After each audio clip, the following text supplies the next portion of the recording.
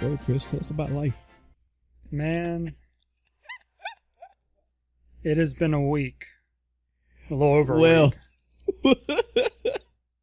I'll be so glad when we're done with all the stuff from the move. Jesus. I've been building furniture, fixing furniture, dealing with computer issues. So I finally got stuff set up and I was ready to stream some more. Start streaming, get a few hours in, and all of a sudden my streaming computer's display just turns off. So I'm like, huh, that's odd. The stream died with it, of course. So I remote into it, and it's still running, but it's having some video card issue, or it acts like it's a driver issue, but I think it's actually a video card issue, and the driver crashing is just a symptom of the issue. So I have another video card coming for that. So in the meantime, I'm trying to stream off my gaming computer, which means I can't stream a PC game right now. Since I don't really want to do both, I'll kill my quality, which already isn't great because I use it for everything else. Right. Just having the browser open kills most of the memory on the computer because I have a few tabs in Windows, just a couple. Yeah. So that'll come next week.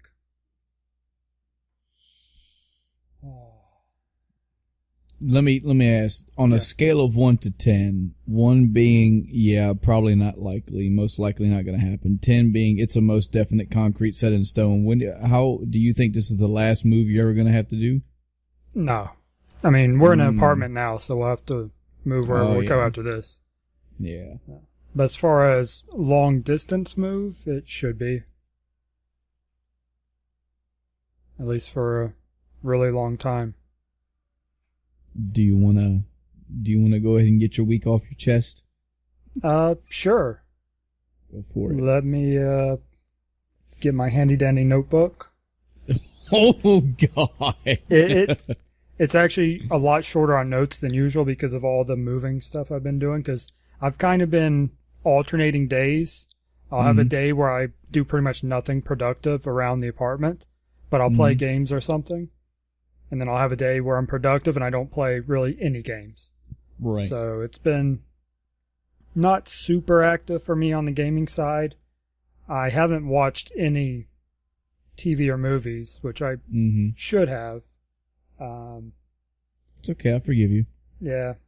I mean, it'd be a good time when I'm not actually going to game, but I'm still sitting at my computer doing nothing. Though, to be fair, I've been watching AGDQ for most of it. Oh, so, well, yeah, well, bravo.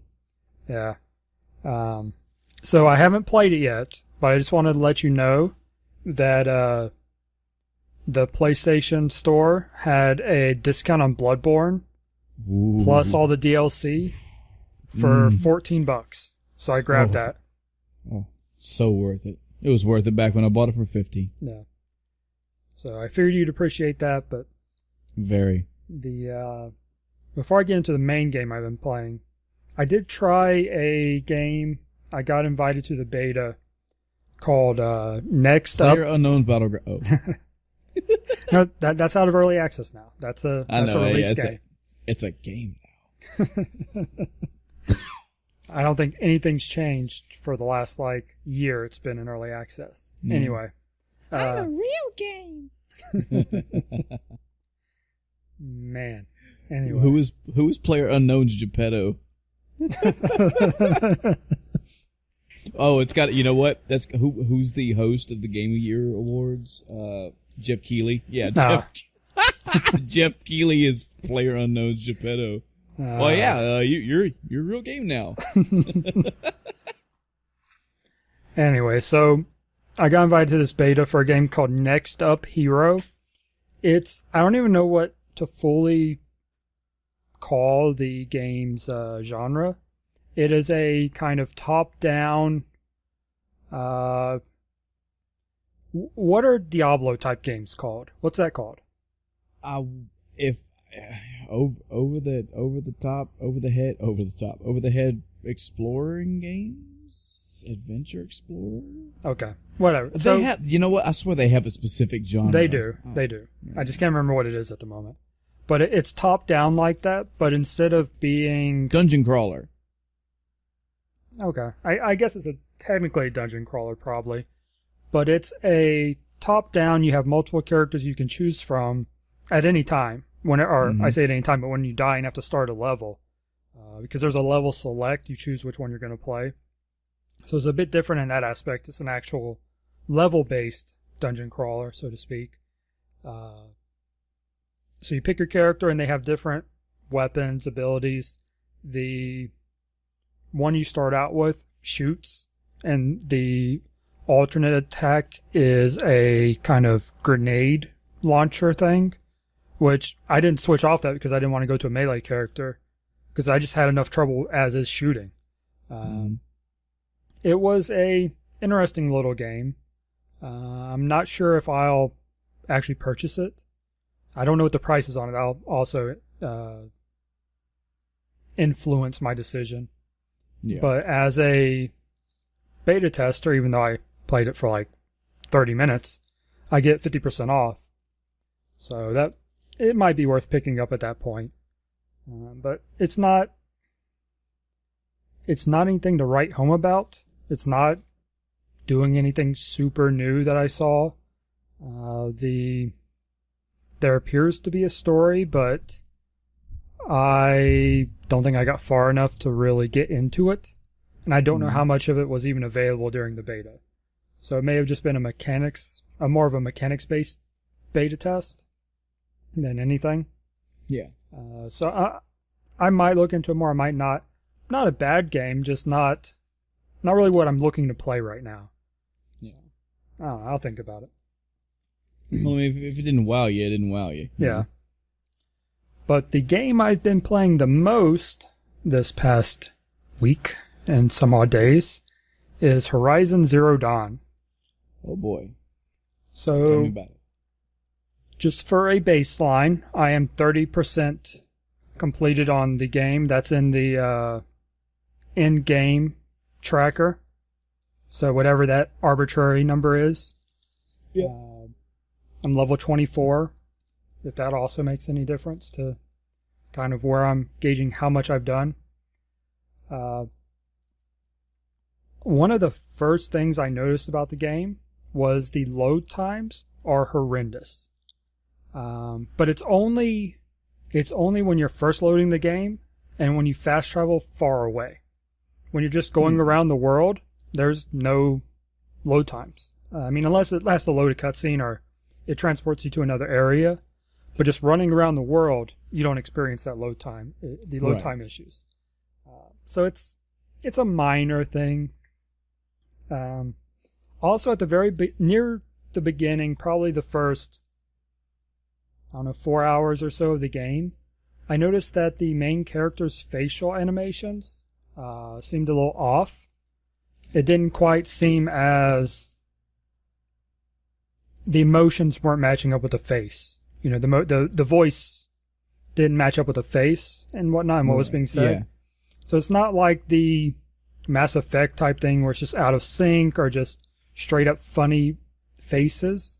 It just didn't seem to match. But it seems better later in the game. I've been actually, since I noticed that, I've been paying more attention to it, and it does seem to be a little bit better later in the game.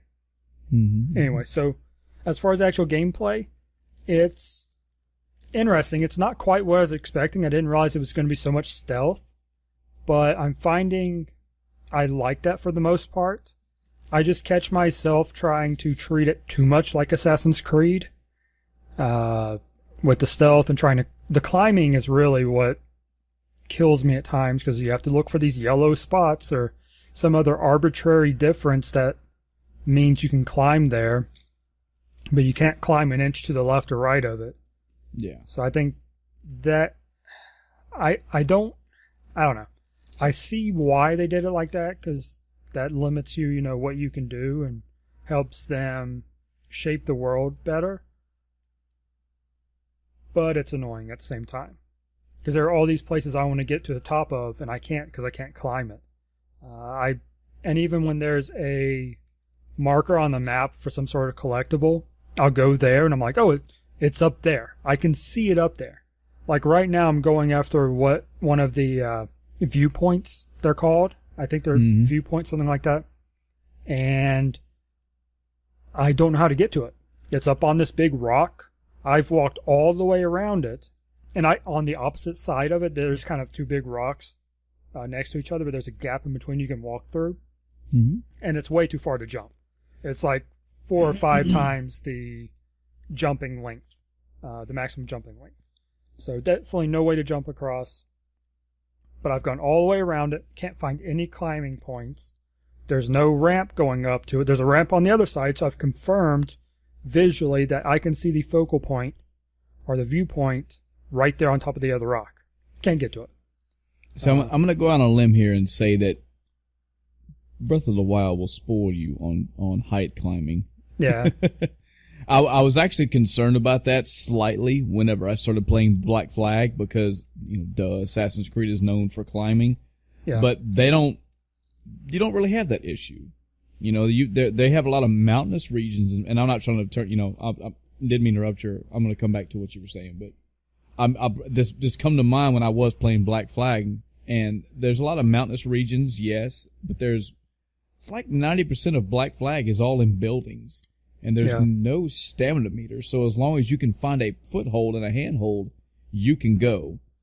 So this is like levels of climbing. You got, apparently this game you're playing, Horizon Zero Dawn, which is like, no, you have to find you have to find the train. Yeah. You have to find the trail. You have to find exactly where they want you to go to get from point A to point B. Assassin's Creed is like, yeah, you can go wherever you want. You just got to make sure you find a good foothold. And Breath of the Wild is, can you see it?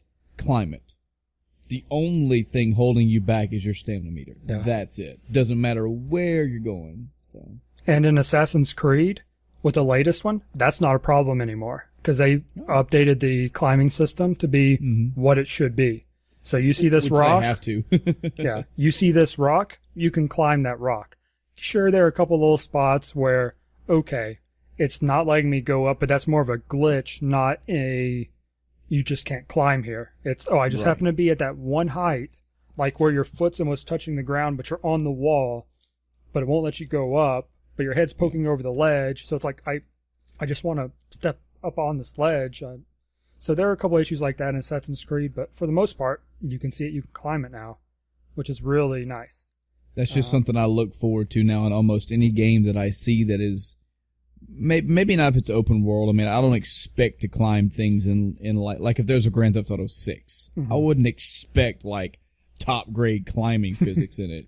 But if it's an open world style game like what I assumed Horizon to be, or like what Breath of the Wild is, man, you got to live to that climbing ability for me. The load times, yes, but the climbing, yeah. Oh man, I don't know if I can go back. I feel like I have been Dark Souls out of climbing now, thanks to Breath of the Wild. Yeah. So it's just kind of a annoying thing that keeps you from being able to enjoy the environment as much, because you can't get to a lot of places as easy or at all. So you see something neat, you want to climb it, you can't. But overall, I'm enjoying the game. The story is interesting. I haven't gotten far enough to where they've talked a whole lot about the machines and how they're animals and, the source of them, etc. So aside from that, but as far as the main character's story, it is interesting and fairly engaging.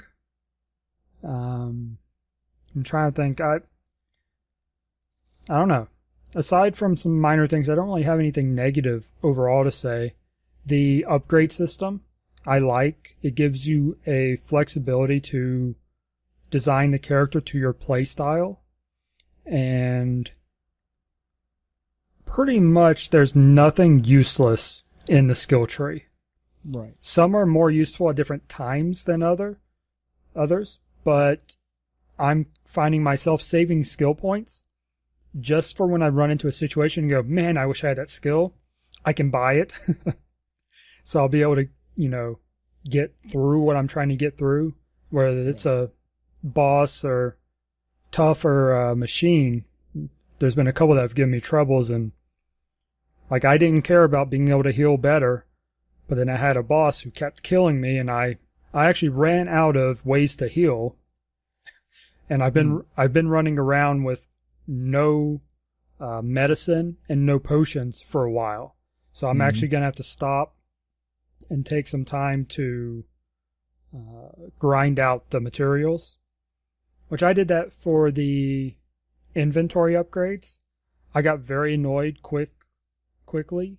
I quickly got annoyed by how little inventory space there was, especially for modifications. In this day and age, get out of here. So I took a couple hours probably and just went and killed little defenseless animals for a while, for their meat and bones and skins. RPG thing. Yep. So yeah. My concern with this game, Chris, I think I mentioned this in the last episode or episode before, is that I went out on YouTube, the wonderful landscape of YouTube, and it started to watch the Horizon Zero Dawn movie, which is basically the story of the game, period. The story for me was mediocre, but I mean, I'm not, that was, and I hope I made this statement. If I didn't, I'll make it now. That was not me condemning the game. I don't know what the gameplay of that game is like, aside from what I've heard in reviews and watched in quick plays and reviews and etc. So, how is the gameplay for you? How have you enjoyed it? How much has it kept you around? Is it engaging? Is it fun? Is it mind-blowing? Is it average? What is it? So, in this game, most of the gameplay is combat. That's really what matters. Let's see, non-combat before I get into it. Fast travel is great. They make it very accessible. They don't make it free, though, which is something unusual for modern games that have fast travel. It's like, oh, once you unlock it, you can use it. But you actually have a consumable, a travel pack or something it is, which is very easy to craft, and it's really only a hindrance at the beginning. So it's kind of a borderline useless feature for the fast travel, but it's there. So, but fast traveling is great aside from, usually causing a load time that sucks. And let's see what else. The crafting system is pretty good. I mean, I don't have any issues, I would say, with the crafting system. One of my issues I have right now is that I'm often short on materials, but that's because I've been going through them so much, and I've perhaps not smartly chosen to fight some of the strongest enemies in the game that are on the world map. So I went through all my arrows, I started using other tools, which I don't normally do, but that's caused me to quickly run out of materials. But there are, in the skill tree, skills that let you craft more with the materials, or get more materials from harvesting or scavenging them, which I got immediately when I started the game, because I knew I might as well start stocking up on stuff early if possible. But even beyond that, it could do with a little bit of boost as far as material gathering goes. Let's see, what else? Not combat related. I already talked about climbing.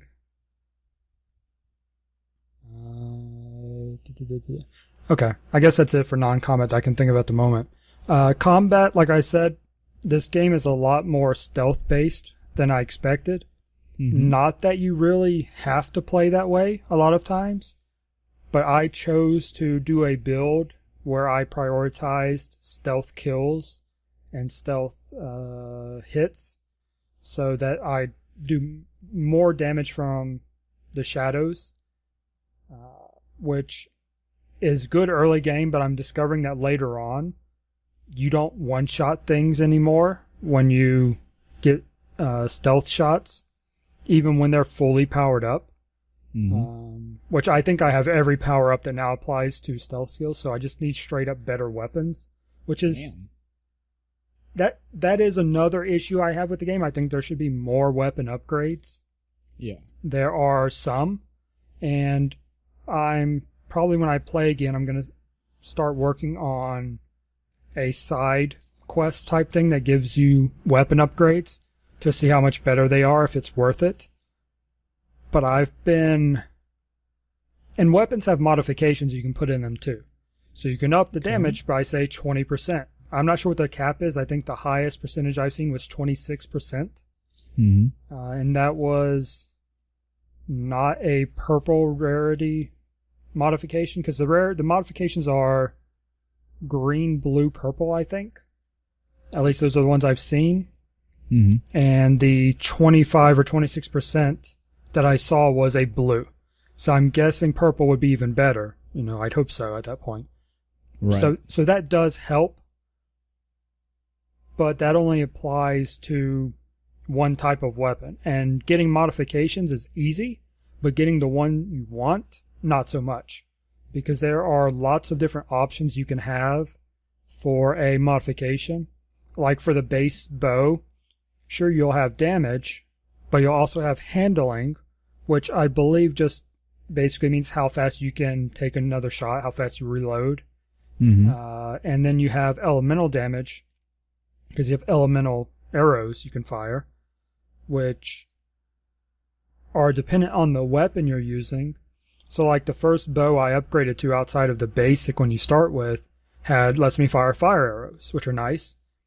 But then I just bought another bow yesterday that lets me fire electric arrows, which I haven't used yet. But I don't think those would be pretty effective against machinery. Well, yeah, it's effective against some machinery because each machine has there's different sets of weaknesses. And one machine may have 3 different parts you can shoot that all have different weaknesses. So you have to decide, okay, what am I going to target on this enemy? And what your weapon is will determine that. Because if I only have a fire shot, but it's weak to electric, okay, I just won't use that bow. I'll use my high-powered bow, which is more like a sniper bow. It's the slow firing, tons of damage, like double damage to the regular bow. But it's good for headshots and sneaking long-distance shots in. Because the way the detection works is enemies have 3 states they can be in. The neutral state, which is just gray on their icon. Or they don't even have an icon at that point. And then once something happens around them that's not expected, such as getting hit by a thing, or a loud noise, or maybe seeing you from a distance, their icon turns yellow. And then they start looking. They're alert now. And as soon as they notice you at that point, or say you shoot them again, or anything that would give them more reason to be wary, it turns red and they actively come for you. So a tactic I use is I'll sit back with my high-powered bow, try to shoot the weak spots. It'll turn yellow, and I'll just hide in some tall grass until the yellow goes away, which sometimes can take a while, so I have started getting very impatient with it. But you can also use that. You have a little whistle you can use to attract machines to you. And then if you're in grass, well, they can't see you. So even though they're yellow alert, you can still get a stealth hit on them with your spear. And possibly kill them depending on what kind of enemy it is. Which early on, that let me kill pretty much any enemy. I just got it. Go. I was just saying, taking this a step further, I swear this is not going to be the Black Flag episode, but that's something else that I've noticed. It may have happened back in Assassin's Creed 2 and I just forgot, but I want to make a bigger statement about this period. I like the AI that enemies have recently. I mean, it could be a decade for all I know, but the ability of an enemy to just be checking out an area, that's one state, to be alert, they think something is around here. Red alert, oh, they know you're here and they're looking for you, so you hide. And I love the next state where it's, okay, the coast is clear, but they still check shit out.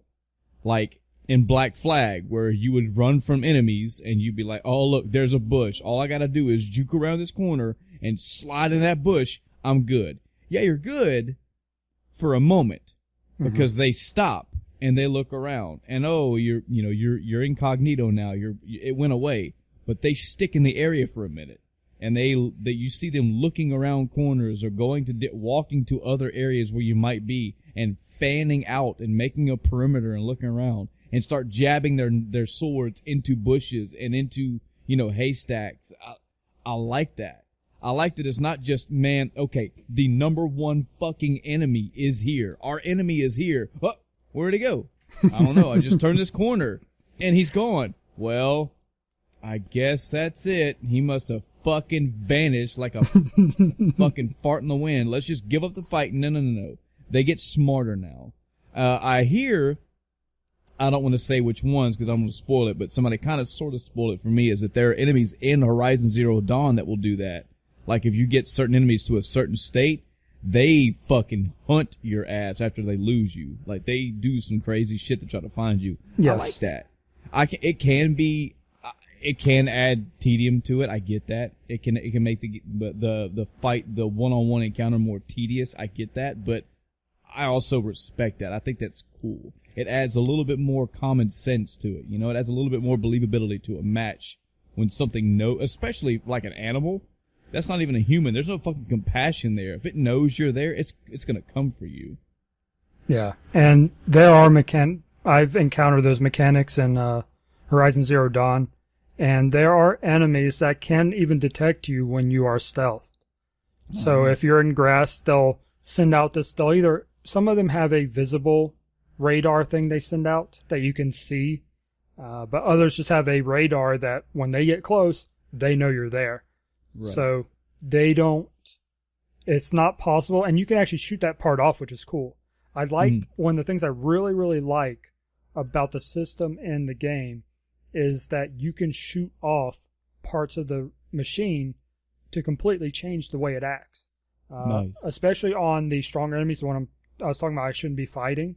Mm-hmm. One of them actually, it's one of the ones with the radar, but it was the first thing I shot off because it's a real obvious on top of the head type thing. But then you can shoot off weapons, you can shoot off armor to get to weak points. There are mechanics where if you set certain enemies on fire, it exposes, vent core type things where they're weaker. Oh, nice. So it has a lot of good mechanics like that. The combat overall, I really enjoy, other than the weapons feeling underpowered at this point. Right. And it may be because I've gone without doing enough side stuff, or maybe I've done too much side stuff. Yep. That I'm to that point where I really need better weapons. But like I said, there is a side quest that I currently have available where the game has told me, hey, you do this, you can get up to 3 different tiers of weapons. So I'm going to go ahead and get the scrub one, see if it's any better, and depending how much better, I'll start working on the next one. I wish I had a game to explain this better, to give a clear example, but there is something I've noticed in the past couple decades of my gaming that I am severely guilty of, and it's I don't know if it's just me being stubborn, if it's me being hard-headed and just trying to do as much as I can like vanilla, but I will go through a game, I will have power-ups, I will have stat boosters, I will have better weapons, or usually it's better stat boosters and stuff like that. If I have a weapon or armor, I usually upgrade it.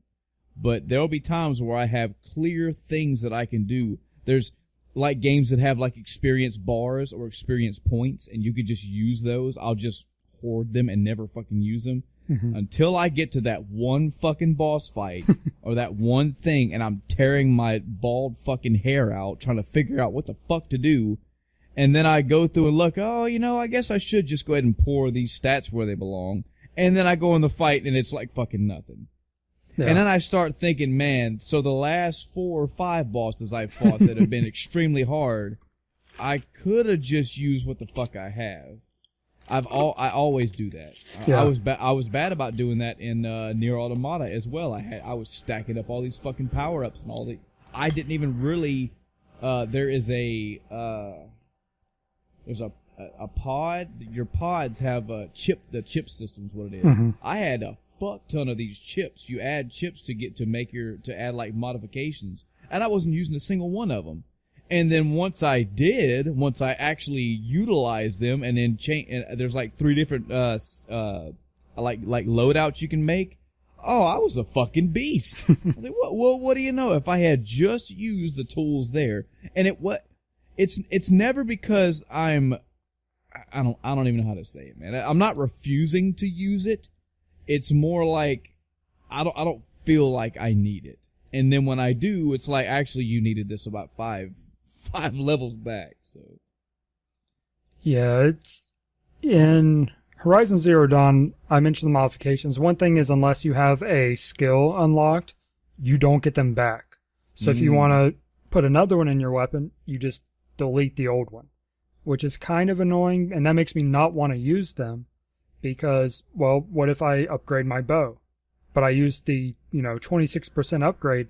The next best one I have is 22% or maybe 16% or even 7%, depending on the weapon and whatnot. So I'm hesitant to use them because I don't want to lose it. I don't know when I'm going to upgrade. So if I upgrade in the next 30 minutes, well, that sucks. Yep. So it's been one of those things for me with the weapon upgrades. So you got Horizon Zero Dawn. Yep. You're playing it. You're about 30% through the whole entire game. Yep. Are you enjoying it enough? You still want to play it? Still want to go through it? Yes. Well, cool. I would be much further if it wasn't for my streaming computer, because it's one of the games that generally I'm streaming the whole thing. Mm-hmm. I did when I mentioned that I went through and I just did the grinding for the inventory upgrades. I did that off stream just because I wanted to play, but I didn't want to do something because that'd be boring, for stream anyway. So I just went ahead and did it offline. So I want to play it. I would like to have played it more, but I haven't been able to because of my streaming computer issues. Yeah. I'm trying to think if there's anything else to talk about in the game. Let's see, I was talking about combat. And so when stealth's no longer an option and you're fighting in melee, that is especially an area where it feels weak, because I don't know if I haven't gotten to the point where I can upgrade my spear. It's been hinted at that if I go do this one side quest, which isn't actually a side quest at this point, it's just, this paper mentions that there's this big monster over here you could kill, and there might be a spear that you can get there. So if that's the case, then I'll be able to get a new spear probably. But other than that, I'm still using the spear I started with at the beginning of the game, and I don't like that. I have upgraded my bow. Technically, I'm on my second upgrade, the one I haven't used yet. But the spear leaves a lot to be desired, so I don't do melee combat unless it's an enemy I know I can stagger, because staggering lets me do the critical hit, which there's no crits unless you're doing what's called a critical hit when it's staggered. And I've pumped it up to where my critical hits should be doing as much damage. They're tied in with the silent strikes as well. So when I upped my silent strikes, I upped my critical hits. So when I run out of stealth, I stagger, crit hit. You also get a little bit of an experience boost, so I always try finishing off with one of those to make it optimal for my experience. Leveling, I haven't had an issue. I think the experience rate gain, or experience gain rate, is good. It's not too much, but it's not super slow. And like I said, you get bonuses for stealth kills, for critical hit kills, for burning kills. If you catch them on fire and they burn to death, you get bonuses for lots of different stuff. Don't know if I said headshots or not, but that's another one. Yeah, you did. Yeah, okay. So you have all these various bonus ways to get experience, which really add up. Because if I'm clearing out this camp of humans, I'm going to do it silently and with as many headshots as I can. And it may be 25 experience each, enemy, but if there's 10, 15 enemies, that quickly adds up.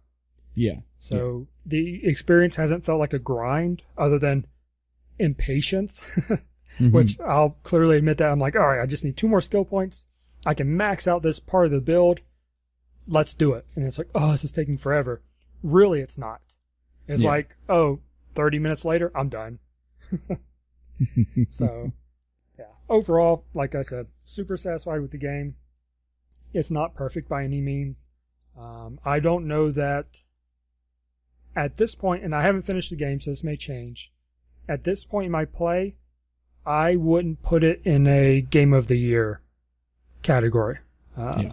So that may change as I actually get through the story and get better weapons, and we'll see what the game holds for me coming up. Okay. That's it for me, I think. Wow. Well, let me think. Let's deviate from our standard protocol for just a moment. Number one, did we have any actuallys from last week? Not that I'm aware of. Man, you guys, I just want to say you're welcome. I'm quoting The Rock, mind you. I just want to tell the guys and gals you're welcome for our perfect podcasting again.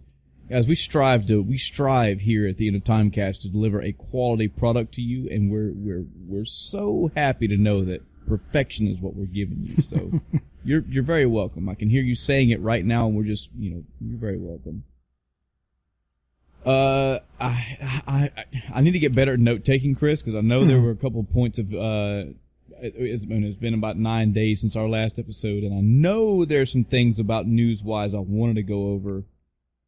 Today, in particular, being fresh, hot off of the fucking press's news. Yep. The Nintendo Direct Mini was today, and I give or take with Nintendo Directs. They usually have so much stuff on there that I'm just indifferent to. Not that it's bad, I'm just indifferent. Like, they had the Pokken tournament is getting new characters.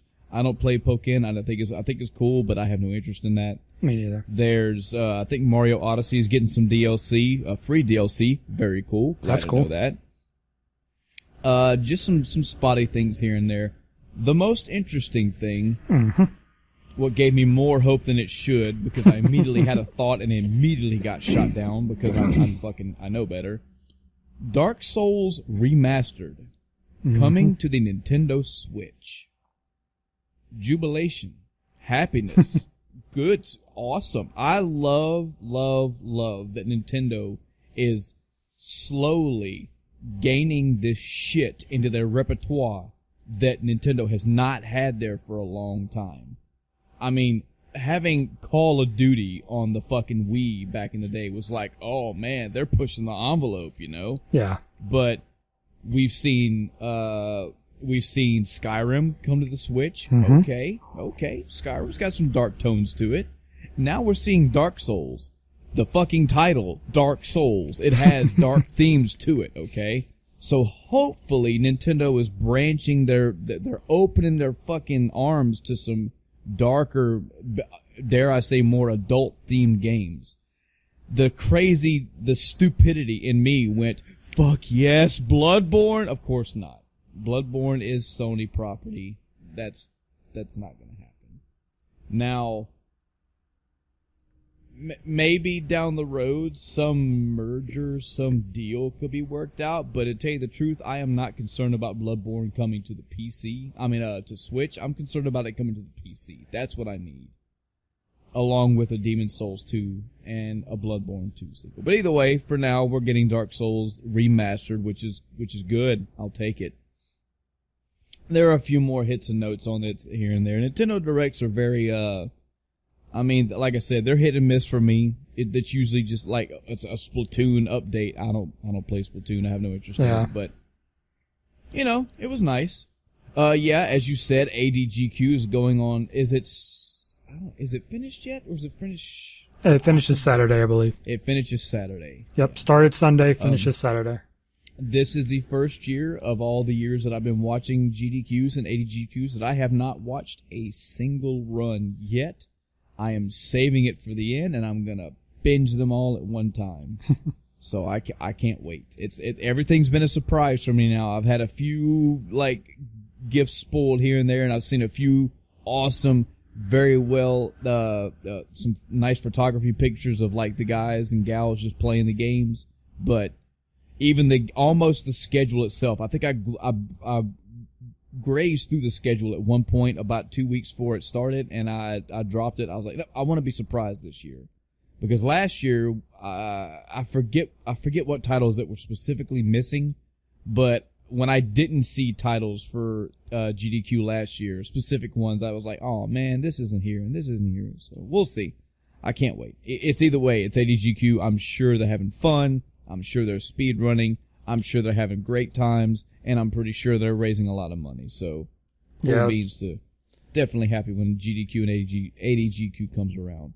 For those guys and gals interested in this thing, this is two specific things in the year that happen. ADGQ is usually in the January-February time frame, and then GDQ, the actual event, is in the summertime.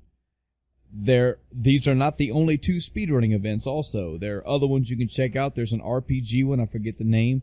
If you just check out the speedrunning community as a whole, just Google it, research in your own time, there's probably close to 5 or 10 different events that happen worldwide around the speedrunning community. And from what my research has shown, the majority of them all go to charity in some way, shape, or form. So if you've never checked out speedrunning, Chris and I both highly recommend. This shit is entertaining. Because on the one side, yes, you have people that are just speedrunning. I'm going to play Super Metroid, and I'm going to do 100% in 45 minutes. You have the other ones, which are, we are playing Super Metroid with one controller, 2 people holding one controller. I mean, that's awesome. I love stuff. I love the incentive runs so much. Yeah, that's been one of the highlights for a lot of the incentives. And in particular, you mentioned the 2 players, 1 controller. Those end up having some of the best commentary of any run, because they just go back and forth, about whose fault it is when they mess up and all this other stuff. But it's all in good fun, It's not serious. They're hemming it up, so to speak, and putting on a good show. It's game dependent. I mean, usually the high profile games or the high profile runners. But it's one thing, they have announcers that will announce during the commentary, like, we just want to let you know that, $100 was donated from so-and-so, and here's a comment. There are some games, specifically comes to mind, one of my favorite GDQ speedrunning events is the Mario Maker Relay Run. I love those. Those are awesome. Not only because the relay run itself is probably the most entertaining thing I've ever seen. It is literally like my fucking Super Bowl. But to hear the people making donations during those high profile runs like that one are awesome. It's like, oh, we just got $5,000 from so and so. We just got a $10,000 anonymous donation from so and so. Here's $15,000. It's crazy how much money people donate when they're actually seeing these high profile things. If you haven't checked it out yet, highly recommend it. Look up ADGQ, which is Advanced Games Done Quick, or GDQ, Games Done Quick. You'll see schedules. You'll see tournament time. Speedrunning times. They're a blast. They go 24/7 for 7 days straight. It's entertainment. Yep.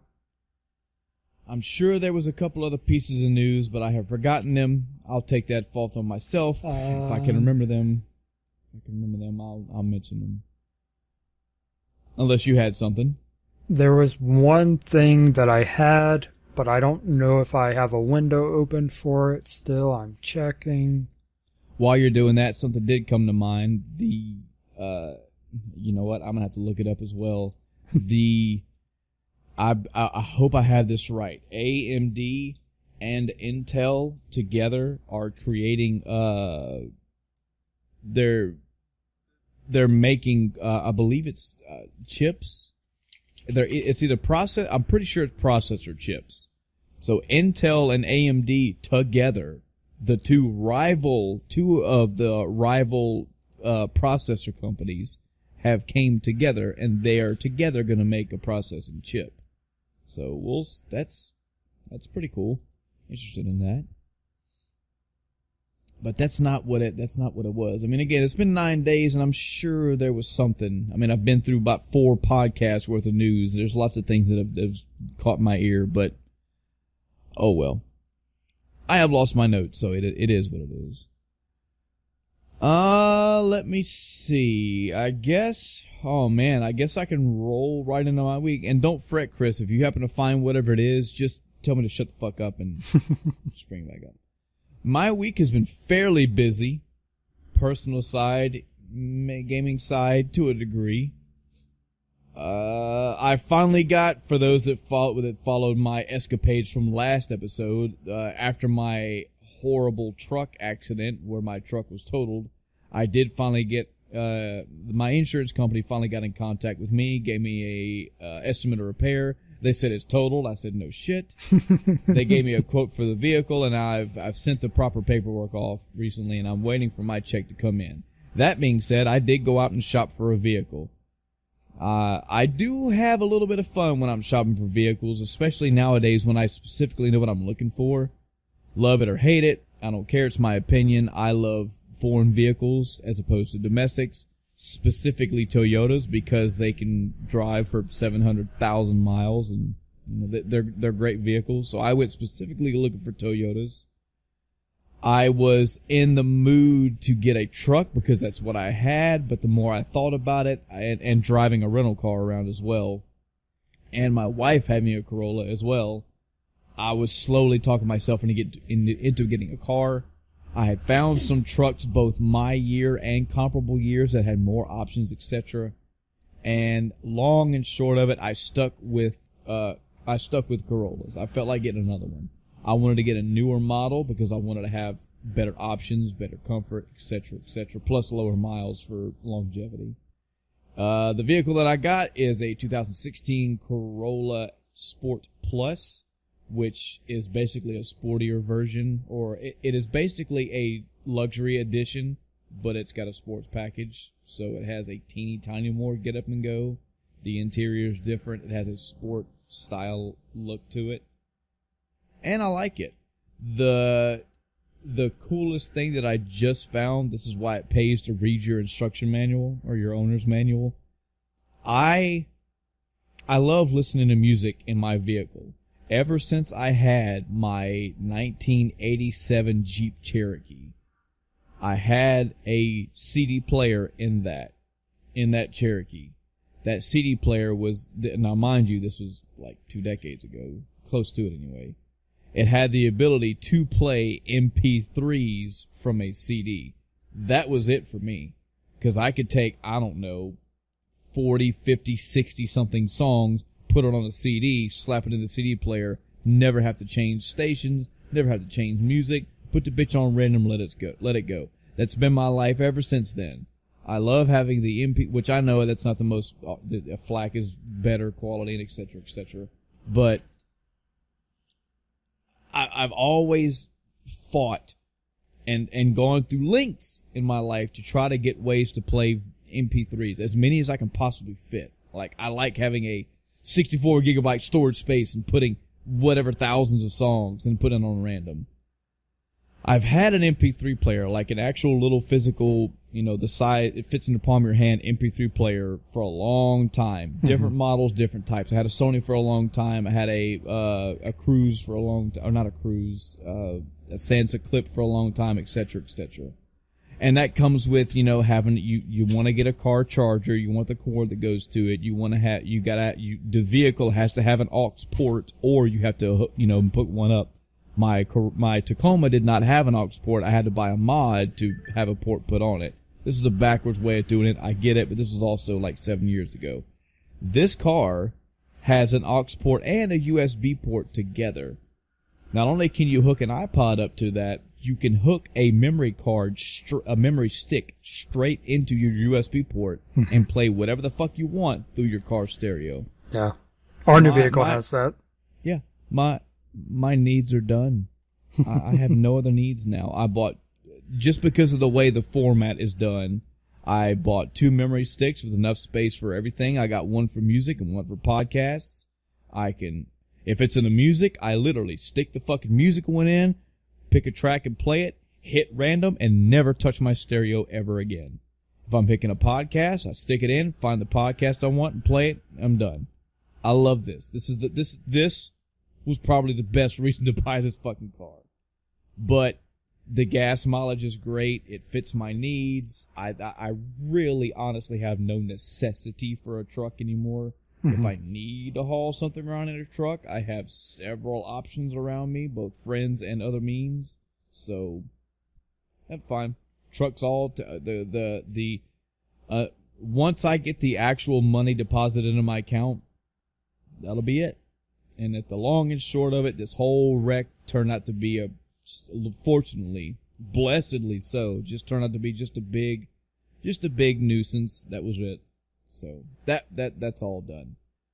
I also had some upgrades to my PC. This is why it pays to either know your shit about PCs or have somebody that does know their shit. Because I have a friend, his name is Jason. He is a computer guru and awesome, totally intelligent, knows his way around a computer like nobody's business. He's the guy who always builds my computers for me. And of the few times I've ever not had a problem that I couldn't fix, I take it to him and he wham bams no problem. Well, I had some cash, had some money, and I brought it to his attention. I said, you know what, I'm really thinking about getting a new PC. I've been getting, I get great performance, but I want to get even better. I can afford to get better. I don't think a graphics card's GPU is going to be enough, etc., etc., etc. I'm thinking about getting a new motherboard, a new proc, specifically for the new proc, new memory, blah, blah. He's like, stop. Do you have a solid-state drive in your computer? No, I don't. Two things you're going to do. You're going to get a solid-state drive. You're going to put all your shit on it. And you're going to get a new graphics card upgrade. That should be all you need. So that's what I've got recently. I put a terabyte solid-state disk in my computer. So now, good Lord, I have another terabyte worth of storage space.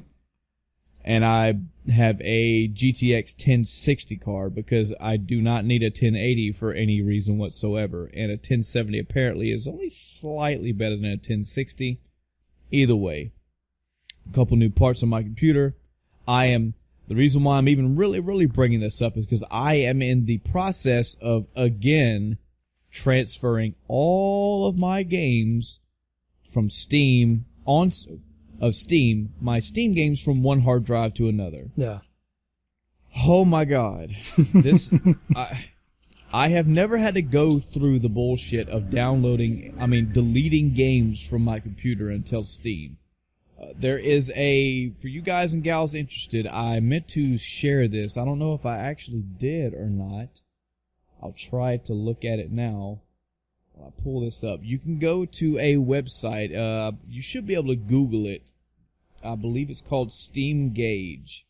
Yeah. And what it does, you put your Steam profile in there, and it gives you basically a broad overlay of everything you have. For me, example, it tells you it tells you some basic stuff. It gives your actual Steam user ID. Tells you when you joined on Steam. For me, it was 2009. Shows you basically where you're from, last time you logged off.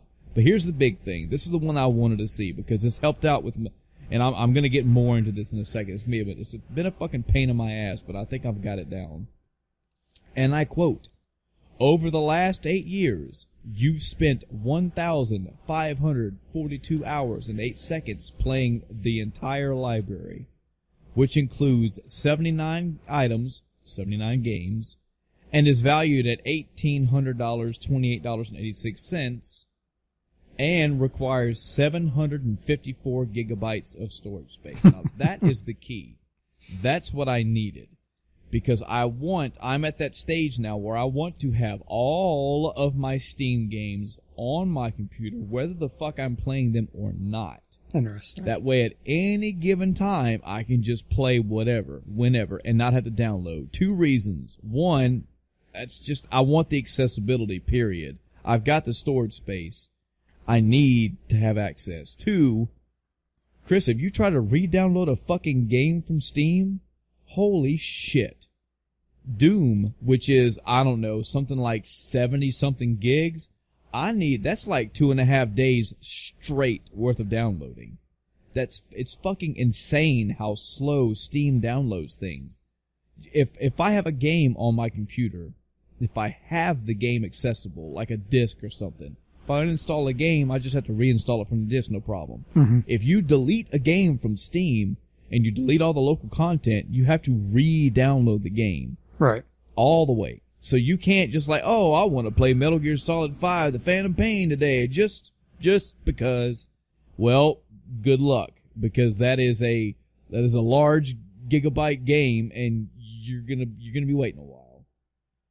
So, what I had done in the past was I had a separate 2 terabyte internal hard drive in my computer just sitting there. I said, well, duh.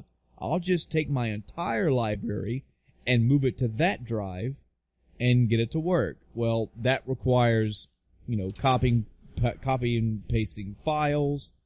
That requires Steam you have to tell Steam to go to a new library location. It has to re-download and reassociate files for every single game. It's a lengthy process. Now that I have a new solid state drive, I'm having to move all of the games again. So while I'm installing and reconfiguring and all the files for the games I already had installed, I'm also re-downloading all the games I had deleted. This has become a problem because, as I said, this hard drive I have now is only 1 terabyte. I have 754 gigs worth of games. For those doing the math, the actual size on this drive is like 930 something because, as you know, Chris, you never get the Right. sticker size. If it says 2 terabytes, you take off about 40 or 50 gigabytes. It's just the way that shit works. Mm-hmm. Also, Steam has a nasty habit of, I guess it's good because it allocates space when you download it. So let's say you have a Steam folder, no games in it, you're good to go. Let's say Doom is 80 gigabytes. When it starts downloading, even though that bar is like 0.00001% and rising to download, that 80 gigs is locked in. Yes. It allocates space in your drive and will show that across the board. Anything that looks at that drive will say, no. This is 80 gigs large, which is okay. But it also has a downloading folder. The downloading folder does the same thing. So when I went through thinking, okay, I'll just have all these set up in a queue format and just download them as I go, I can't do that. Because it acts like it's not double, but it is double. So I had to go back and I had to delete everything and do them one by one. Oh, it's just big a pain in the ass. And it's going to be a game by game pain in the ass until I get all these games installed. Right. Or until I buy a 2 terabyte solid state drive. And I'm sorry, I don't have $500-600 fucking dollars laying around again. The price of solid state drives, and that's why I only have I believe 256 that I really only use for the OS. All my data is on a separate 2 terabyte normal drive. Because that's all I need. Really, as long as the OS is fast, the rest usually comes with it. The major files are all on the C drive. But yeah, I just can't justify paying extreme amounts for the solid state drives. They are better than they used to be, but still not good enough. Well, I'm going to see how this works because, again, like I said, the first step, which is going to be a long process. Like I still have somewhere like 20-something games to re-download. So we're talking a good 2, maybe 3 weeks worth of semi-constant downloading. Once I get all these games installed, it'll have my OS, Steam, and all the game files on the same drive. And I'm just going to try some random games. I'm going to try some fairly intensive games and see how they work. If it's not really a difference, if it's not improvements that I really can see, then I'll just go back to one of my... I have another empty spare 2 terabyte internal drive right now. I'll just go back to what I did before. At that point, it's nothing. If it's literally me moving all the files from one location to another, that's a breeze. because then all I have to do is reassociate what drive it's looking at, and then one by one go, okay, fix the files. Which, I mean, total may take a total of an hour, but that's it. So I'll see how this works. It's just, it's a data management pain in the ass when you have that many files and Steam acts the way it does. Yeah. So that's been my work part of my gaming life so far. It's going fairly well. The gaming side, I'm still playing the 3 main games I was playing last. Actually, no, I think I had beat Hollow Knight. So first off, I'm still playing A Hat in Time. Great Super Mario Sunshine-esque game. It has a lot of personality to it.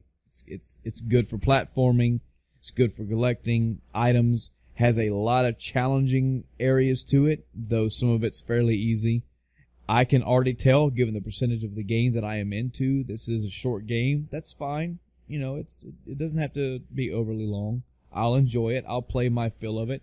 And I'd say for the price that I got it, it's worth it. I enjoy it. But I'm a platforming guy, so it's up my alley. I have went back and started a new file in Hollow Knight, and I'm still enjoying it. And I want to talk some more about that game, but believe it or not, there are things that I don't want to spoil specifically for you because you haven't played many Metroidvania-style games. Mm-hmm. And there's going to be times in this game that you need to experience, not just from the Dark Souls boss style perspective, but the actual gameplay that changes over time and the progression that it changes. It's something to be experienced without being told. All in all, if this game has me going back for a second try, and for those wondering, my second playthrough, I'm going to maybe not exactly 100% the game, but I'm definitely going to do enough of the 100% that I didn't do on my first playthrough. I'm going to try my best to get all, I believe they're either trinkets or gems, I forget. I'm going to try to get all the items, I'm going to try to get all the upgrades, do all the side content, as much extra stuff as I can, and I'm definitely I'm gonna try for the main ending. Maybe if I pay a little closer attention to the story this time, I'll get it a little bit better. But the gameplay is what's keeping me for Hollow Knight. Yeah, you're slacking on those achievements. You're only 17 out of 57. Yeah, you know me, the achievement hunter, right? And also, sporadically, random times, I'm still playing Cuphead. I think I've either beaten 1 to 2 more bosses, or I did another playthrough level in a boss. Again, I'm taking my time with Cuphead. If anybody's wanting my end of game review, it may be months from now. There is nothing at all rushing me through that game. I like playing it the pace that I'm playing it. It's literally, I've played another game for 2 or 3 hours. Let's take a break. Go play a boss for a while, and I'm done. That's not again. That is not me saying the game is bad. That is not a knock on the game. It's just that's how I can treat that game. And I'm always working on other games too. So I have a question for you. Yeah. What do you think about the Cuphead controls? They're fine to me. I wish I could tape down the fire button, but In particular, what about the? Did you remap? So are you playing on keyboard and mouse or with the controller? Let's go ahead and get this argument out of the way now. For anything in the future, I only play games with a controller. Okay. The only thing that I play with keyboard and mouse is real-time strategies like Civ or StarCraft, etc. So. That's what I thought, but I just want to make sure. So I'm pretty sure this was before I figured out my controller issues I was talking about last week. Mm-hmm. But when I was playing, I had some issues. I remapped the dash. I'm not sure what button you have it on, but I remapped it to a trigger. And it just seems kind of awkward. It may just be, like I said, I think that was before I resolved my controller issues. So my mapping was kind of funny anyway. And I think something was wrong with my D-pad versus analog. I think I might have had to use the stick instead of the D-pad. Yeah. But it just felt kind of awkward. I still need to go back to it. But. I think that I use a D-pad. Period. I don't think that I use the. I don't believe that I use the analog stick, which, I mean, you could. It's got 3D style controls, especially in the there's a couple aerial assault type levels. Yeah. But I think I guess because it is a 2D like side scroller S style game, I typically just use the D-pad. Yeah. I'm trying to run through my options real quick so I can tell you exactly what my controls are set up as. I don't use a keyboard. I use a controller. The problem is my shame on me. My batteries are dead on my controller right now, so it won't read. The moment that Chris asks me a question, I cannot provide an adequate answer. What a horrible piece of shit scumbag I am. It's all good. In any event, I just want to stress that again. The speed at which I'm playing, because again, okay, like when I played Breath of the Wild, I played for hours and hours and hours every single day, playing that game for 300 and something, 400 plus hours. Yes. Why am I not doing that for Cuphead if it's such a great game? Because you don't have to. Right. Really, I didn't have to play Zelda that way either. It's just the way the game drew me in. The fact that this game has a multitude of difficult bosses, that's like one of the things about this game. It leaves it to where, for me, when I pick it up and I specifically pick a boss level, I'll pick a boss level, I will die to that boss probably 15, 20, 30, 40, 50 times before I finally give it up or finally beat it. That's a playthrough for me. Like when I get my ass handed to me over and over and over, and I progress, and then the next phase get it over and back and so on and so forth. When I finally either say fuck it, or when I finally beat it, I'm like, okay, I'm good for a minute. You know, I that's time for me to back away, and I'm usually good after that. Yeah, with the game being actual levels, it also lends itself to that pick up and play it for a bit and then come back to it. Because once you're done with the level, that's a good stopping point. Yep. With a game like Breath of the Wild, it's like, oh, I have one more thing to do. Oh, one more thing, like one more thing. 40 more freaking things that pop up, even on your trip to where you're going. So you definitely get a mental log list of what you want to keep doing. Cuphead is more like, I'm going to this stage, I'm going to fight this boss. Okay, I've either quit the boss or I beat the boss. I'm good. Yeah. Maybe I'll go stop by the store and see what my money can get me or whatever. But usually it's, all right, let's chill out for a bit. For me, I have a typical Mario / Mega Man setup for any time that I have a jump and a shoot button. My jump button is A and my shoot button is X. I have my extra shoot to my B button and my dash to my Y. Now that's atypical for me. Okay. Because usually I try to put my dash as a B button, period. That's kind of a Mega Man X thing that I've always stuck with. But for whatever reason, I've kept this one to the Y button. No particular rhyme or reason. I haven't had any issues with having dash there, mainly because I don't use dash a ton. But I do use that X a bunch. I mean, the X shoot a bunch. So yeah, works fine. Okay, I'm just curious.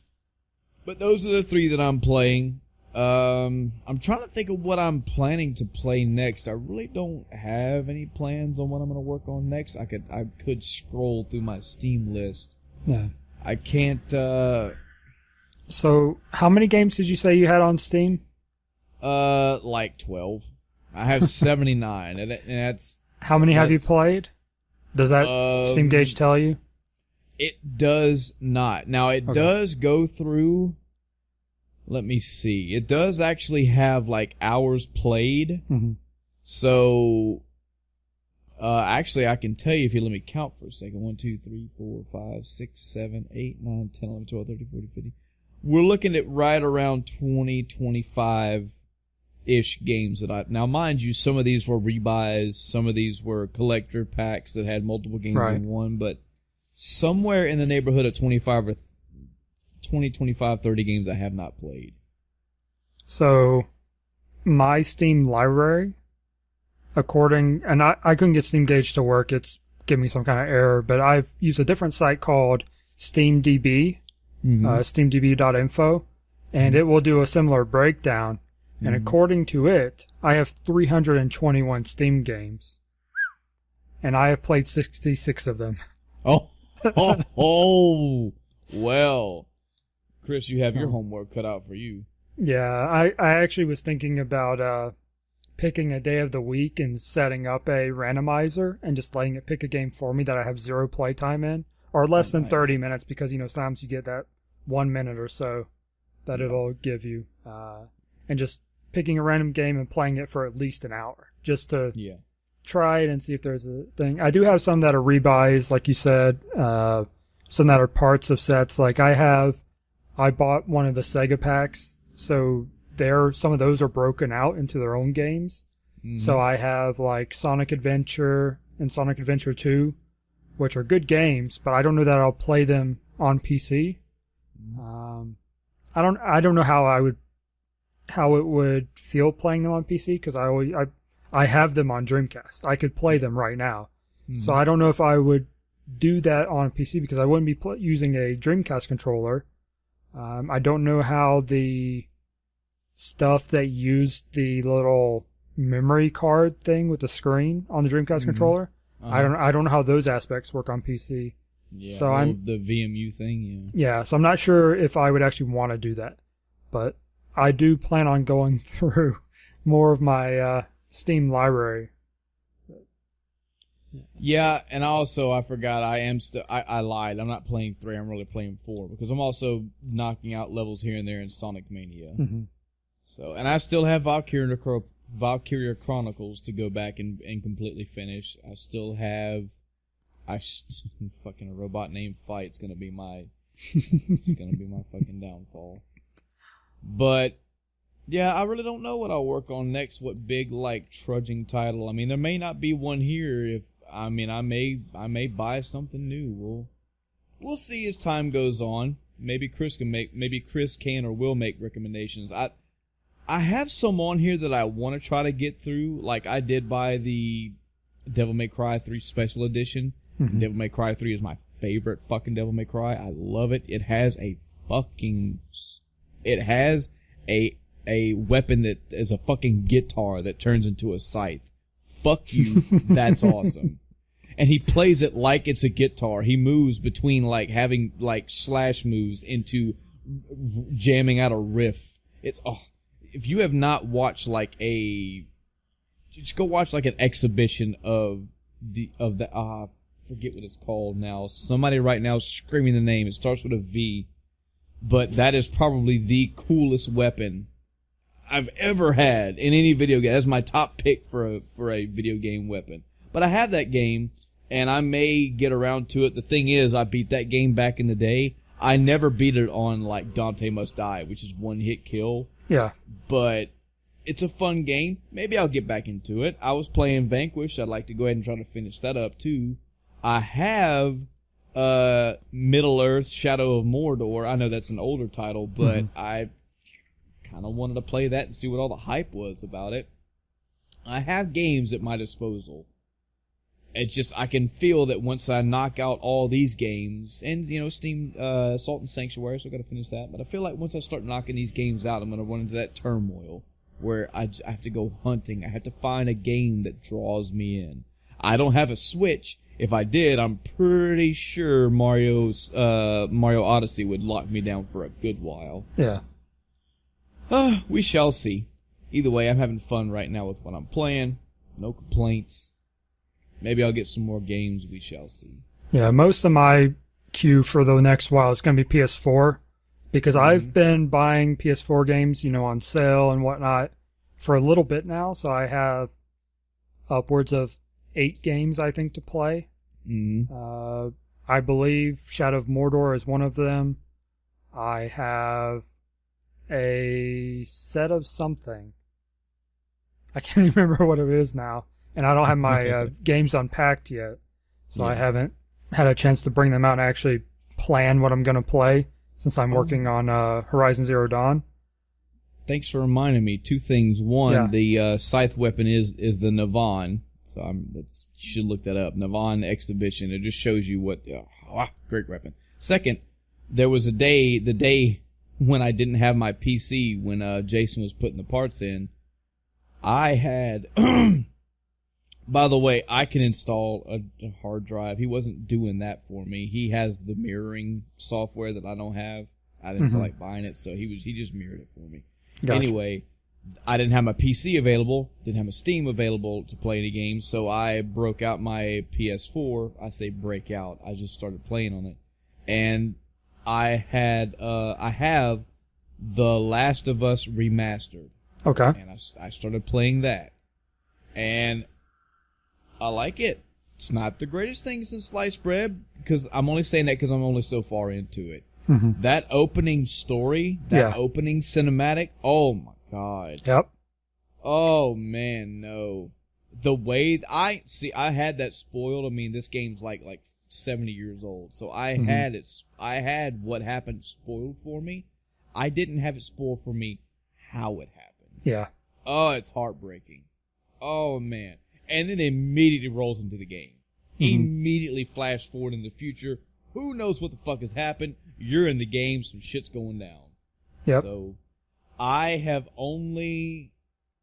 forget the chapter that I'm on, or whatever section I'm on. I think I just picked up, what is her name? What is the girl that you're escorting? I forget her name. Basically the other main character of the game. Yeah. I just got her, and Ellie. Yeah, that's what I thought. Yeah. I just couldn't quite remember. That was off-camera correction by my wife. Thank you for helping us keep this podcast perfect, baby. We love you. I have not fought a single. Okay, well, there was one of the earlier missions. You do kind of get sort of you stealth kill a couple like crazy zombie-looking things, but I have not fought any actual infected things yet. And from what I understand, that is the core of the game. You run into set piece after set piece after set piece where it's you got to fucking handle your stealth shit to perfection or you're gonna die. So we shall see. I'll be able to judge the game better when the actual meat of the game is played. But as far as story, as far as gameplay right now, I mean, it's interesting. I see why it's up there. I see why it got a remastered game, you know. So maybe I'll play that off and on too. We'll see. We're too old, Chris. We got too many fucking hobbies and not enough time, man. There's too many games. Not enough time.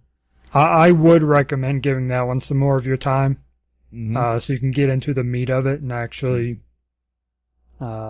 see what it has to offer. Yeah.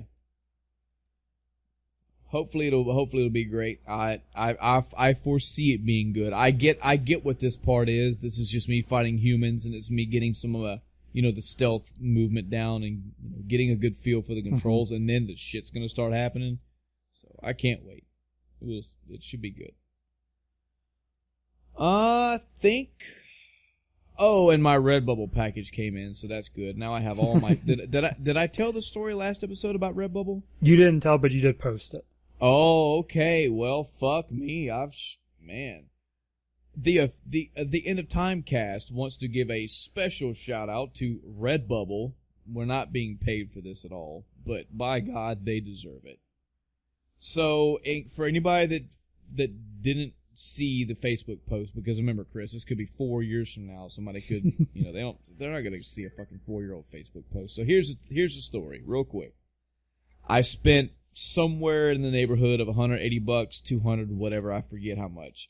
I bought some shirts from Redbubble. If you're not familiar with Redbubble, ladies and gentlemen, it is a t-shirt, apparel. They're not just t-shirts. They sweaters, hoodies, mugs, just anything that you could stamp something on. They're made by actual artists. So artists are actually commissioned to make this stuff. They have a particular brand of clothing, like they use these specific shirts and these specific sweaters, but they are made by actual people who are commissioned. very good website for, I'm telling you, if you want to get real down and try to get some shirts that nobody has heard of, or, you know, an example, not too many people know Suikoden. I found like 6 different Suikoden shirts. That's awesome. And they're really good designs too. So anyway, I bought like 6 or 7 shirts from Redbubble, and I ordered them in the size shirt that I normally wear, which is medium. I like that mediums fit me. They're not super tight, but they're not super loose. They fit me perfectly. I get these shirts in, I wash them, I hang them out to dry like the suggestion for the first time. I put the first one on, and it fits super tight, like super ultra, like medium tight. And I was both embarrassed and upset. I was embarrassed. I was like, oh, fuck, do I not know how to order clothes? What the fuck? I buy medium shirts all the time. What the fuck? Like, my whole closet is nothing but mediums. And I was upset because I just got these shirts. I wanted to wear one that day, and I was going to start wearing one every fucking day. I love these shirts. I got a Mega Man 4 one. I got a Suikoden one. I got the old Game Grumps logo with JonTron and Aaron. I got awesome shirts. I got a Squaresoft, a actual Squaresoft logo white t-shirt. Oh, I was happy. But none of them fit. So, okay, no big deal. Customer service issue that everybody's had to deal with at some point in their life, and I'm sure Redbubble had too. No big deal. It's got a sticker on it or a little tag that says, hey, if you are not 100% satisfied for whatever reason, please reach out to us. Let us know. Now, already, Chris, in my mind, I'm thinking, I'm going to have to bag this stuff up or box it up. I'm going to have to send it back. I mean, I'm probably going to pay for the shipping. Probably going to pay for the shipping for the new order to come my way. Mm-hmm. You know what? That's okay. I love these shirts bad enough. I don't mind the wait. I don't mind paying. I'll do it. Send them an email. They send me a response that night. And I told them, you know, hey, they're great shirts. The quality's good. I loved how soft they are. They look awesome. The problem is they're all one size too small, and they fit me super tight. I'd love to return them. Actually, what I put in for was to get a credit. That way I could just order more, and it would, you know, all I'm paying is shipping. I get a response a few hours later, and they said, well, you know, we heard about it, but if you want to do credit, you can, but if you'd like to replace, all they were talking about initially was just replacing the shirts. And I was like, yeah, I'll replace them. You know, just let me know what address to send the shirts back to. And, you know, just let me know how much. I can put it on a PayPal account for the shipping both ways. No big deal. Sends me another email back. Say, hey, I've talked to upper management. Don't worry about it. We've actually got an order in now for all your shirts. Again, large. We're going to send them to you. We'll send you email as soon as they're shipping out the door. There's no charge to you to ship them to you. They'll come in about the same time, about 4 days. And you don't have to worry about sending the shirts to us. You can give them away, donate them. We don't mind. Free of charge. Just going to order a whole new set of shirts for you. That was awesome. Yeah. I wasn't expecting that. I wasn't asking for that. I was not being that customer and making a big deal about something and say, this is not... I was like, I'll send these back and I'll pay for the trouble. And they said, no, we're going to send you more shirts. It's on us. We want you satisfied. So, awesome. My shirts came in, was it today? I think it was yesterday. Yeah, my shirts came in yesterday. I washed them. They fit just fine. I love every single one of them. I was going to donate the other ones, but my wife wants them, so now she has them. So we have 2 of these shirts, and we can match certain days because we're such twinsies. Twinsy nerds like that. It's so funny. Like there was a shirt there was one of the shirts I was trying to get her to guess what they were, and she got most of them, but the one, it's a mashup shirt where it has Frog from Chrono Trigger, but he's stylized like Kermit the Frog. So he's like, he has his sword out and he's flailing like, yay! And she was like, who is this? I was like, well, you don't know that's Chrono Trigger, but that's... So, yeah, it's a green shirt, too, so...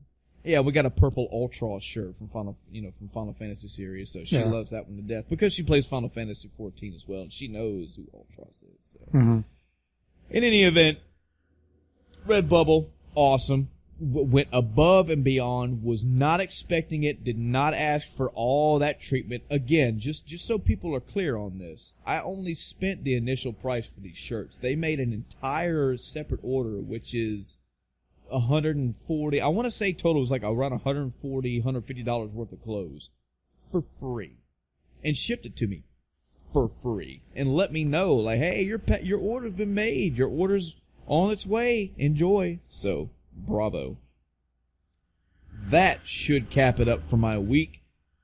Chris, what you say we jump in this time machine, go back in time and go look at some older games? Sure.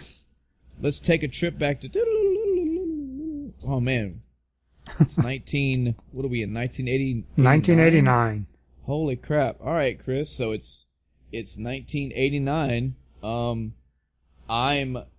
like 9 years old, 7 years old. I'm 7 years old. I was 2.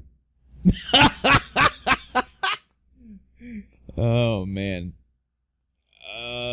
I don't know. I mean, I'm fairly cognizant of what things are going on this year, but I'm still not all the way. Like I really don't know. It's weird going back and looking at shit that happened when you were a kid, and realizing that a lot of shit went down, and I don't know. I don't know. I'm just browsing through some of the events that happened in 1989, and nothing really stands out in my mind. Ted Bundy got executed. Yay! There's that. There's really nothing in here that I care about. What I did care about was video games. So we are going to go through the year 1989. Review some games. I lost the fucking list because I'm a shitbag. I have all the games pulled up that I wanted to talk about, but I stomped out the actual video game list. Let me pull that back up. I guess we'll start from the top. Yep. The first, I've got 2 of them in the A's here. I've got 1. Okay. My first one here in the A's is Adventures of Lolo. This was by, HAL? Pretty sure this is by HAL Laboratories. May have been HAL Core back in the day. HAL Core, yeah. Yep. This was released on the NES. My experience with this for the first time was one of the houses I lived at way back in this time, probably around this time actually. A friend of my parents lived directly across the street from us, and they were fairly well off. They had a Nintendo and all kind of fun toys. And this was one of the games they had. I had never heard of this game. They had, if I remember straight, I'd have to, call this guy and ask him if he can remember his library. But I do remember he had Zelda 2. He had some Wheel of Fortune game, and he had Back to the Future and Adventures of Lolo. Those are the 4 that I remember. And Adventures of Lolo, I believe there were 3 or 4 of them in the series for the Nintendo. Very good puzzle games. In my opinion, these puzzle games actually stand the test of time. They have a increasing level of difficulty as you go on. I want to say there's close to like 40 or 50 something like individual rooms. And every room gets increasingly difficult as you go. And the tricks that you use in the previous level, you are pretty much guaranteed to use at some point again in the future. So, like the first, they're all set up in like it's a very cutesy stylized style area. You're in a castle, and you're in individual rooms of the castle, and you're trying to progress. I think you're either trying to go up levels in the castle or down. I forget. But they're specific, they're not tiles, not physical tiles that you see on the floor, but a lot of the puzzle elements in the game are laid out in like a tile format. And it's very basic at the beginning. You have to get to this stairwell. And to get to the stairwell, you got to push this block up and push this block to the left and push this block up, and then boom, you've cleared the way, move on. The next one is, okay, you got to push these blocks around things while avoiding enemies, and so on and so forth. It gets super complicated the further you go into. I believe there are bosses in this game as well, and they all require their own, puzzling to get around. He doesn't really have attacks. I think there's like a specific item you can pick up that will let him shoot like kind of like a bullet, like a white like energy ball, but you have to pick those up as you need them, and usually they are level and objective specific. Like the stairwell is behind this enemy. You have to find this one bullet item. So you have to push these blocks out of the way and maneuver around, get the block, or get the power, get the energy ball, and then shoot it at the thing to blow the enemy out of the way, and then you can go to the stairwell. But it's definitely not an action-y style game.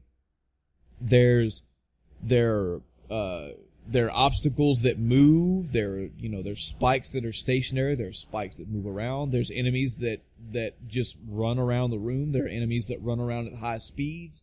There are enemies that run around and shoot bullets at you or shoot spikes at you. There are enemies that if they are within a certain line of sight to you, they will hit you. If not, you're fine. It's all puzzle themed. It's all puzzle elemented. And I had a really good time. Even as a kid, I liked this game. As a puzzle style game, it was good. And again, there's 3, maybe 4 of them in the series. This was the first. You got, again, somewhere around 40 or 50 levels a piece. All of them with increasing difficulty. All of them with increasing styles of puzzle solving. Good game. Cute little characters. Cute little story. Just, it's good. It's really, really good. Glad I played it. I would definitely run back today and play through these and see how they work. If there were to be a negative stripe against it, which to me it doesn't matter because, as I've said before, most of the time I'm playing games muted with a podcast on or music playing. Usually these days a podcast. I don't remember how the second and third one went, but specifically in Lolo 1, the same level music plays for every single level. And it's a long track, mind you. It's I think the pattern loops around every maybe minute or so, but you gotta think, if you're in these rooms for 5, 6, 7, 8 minutes trying to figure out the puzzle, and that time 50, that's a lot of the same music. I get that. That can be odd. Just turn the fucking music off if it bothers you that much. The gameplay itself is great. Highly recommend Lolo, even to this day. What's your A? What A's stick out to you? So, my game is Alleyway. So I this saw is that. Have heard about it. Tell me about it, because I've seen it, but I never played it. I could not tell you how many hours I put into this game. So it is a Game Boy game, which is a little different than the ones we normally talk about on here. We normally talk about the NES getting into I know S, this game. This is the brick breaking game. Yep, it sure is. Oh, it's just under Alleyway. Okay, yeah, we all know this game. Come on. Go ahead, Chris. So this was my go-to game for any kind of car ride. If I had already played through my other games a little bit, got tired of being stuck on Zelda. I don't even remember what other games I had for Game Boy, but this is one I actually still have. It's in my Game Boy bin. And, man, it's just a fairly simple brick breaker. It was a clone of a game called Breakout, which, let's see.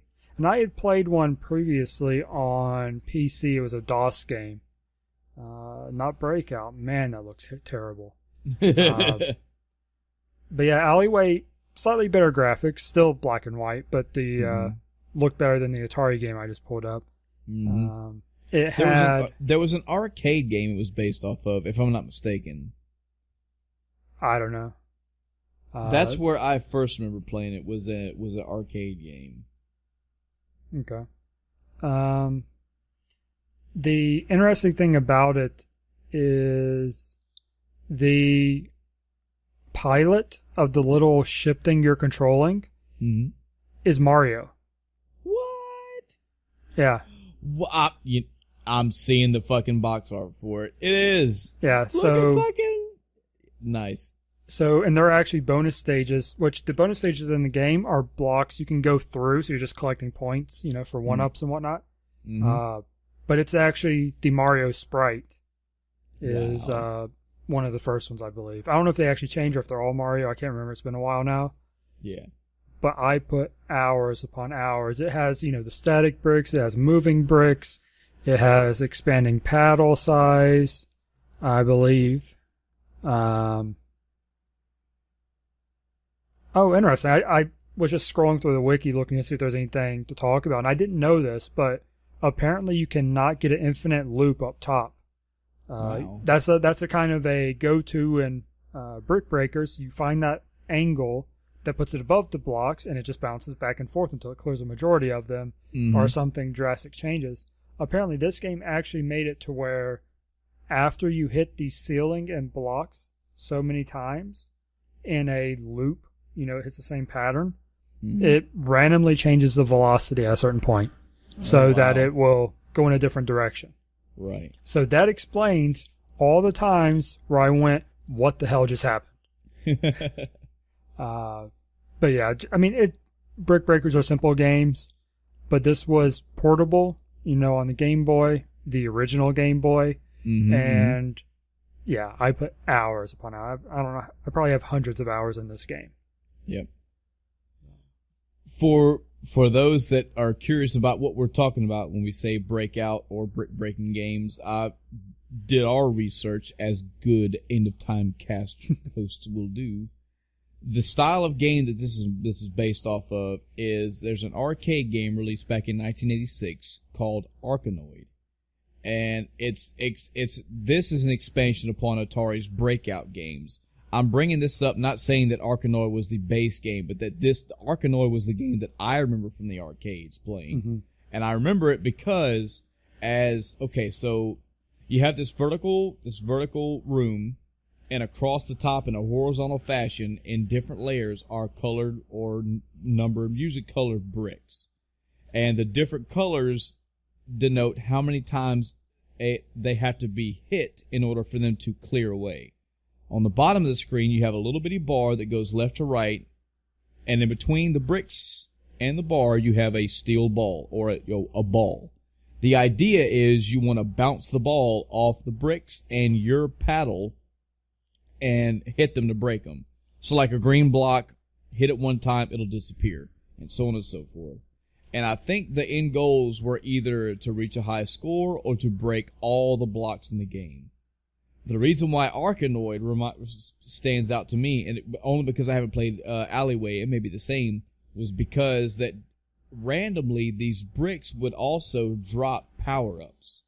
And the power-ups had different abilities. Like, you would have one that would extend the length of your little bar that moves back and forth. So it's a little bit easier to control. You have some that would speed up the speed of your bar going back and forth left to right to make it, again, easier to get to the ball when it falls back down.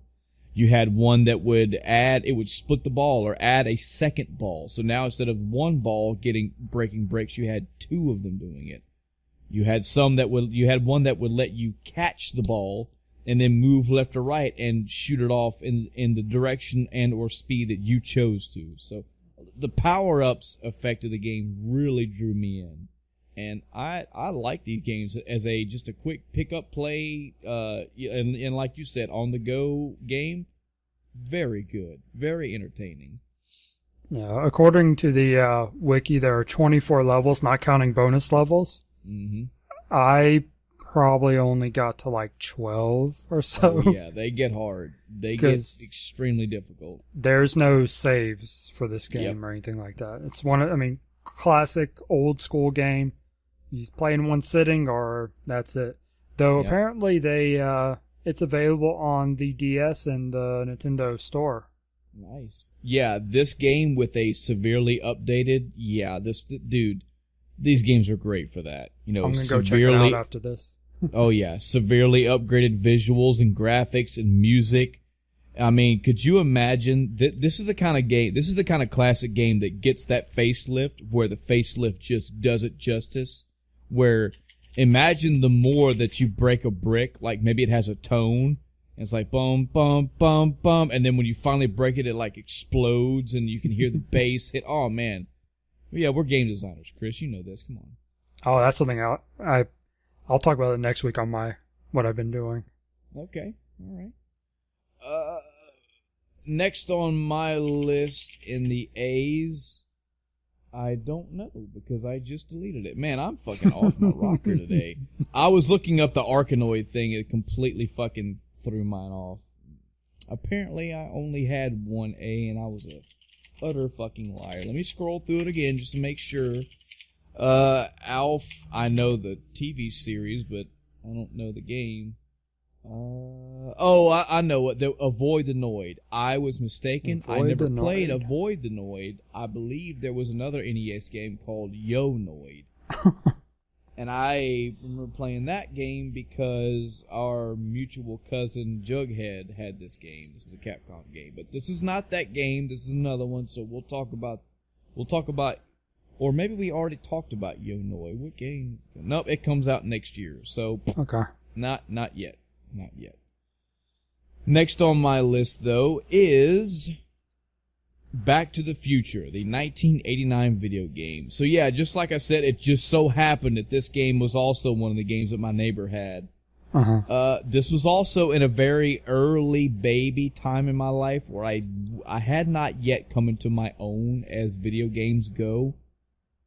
I just played what was around me, and as a kid, I knew Back to the Future. I had watched it. I enjoyed Back to the Future. Hey, here's a video game about Back to the Future. Cool. Then you play Back to the Future. Oh boy. This is not like the game. I mean, this is not like the movie. Number one, what I didn't realize until way later in my life, of course this game is going to be fucking horrible. It's a LJN NES game. For anyone that doesn't know, Take some time in your life and just go Google LJN. Go look at their library of games. Go read some reviews. There's plenty of YouTube reviewers out there that have said their piece on LJN. Not a good company. And I don't mean in the EA, we just make money train bad. I mean, the LJN is like the Bowl of video games. They just make what the fuck they want. They don't really care about the quality. They just want to put their name. They want to make a movie. They want to make a game that has a hot title, so it'll make money.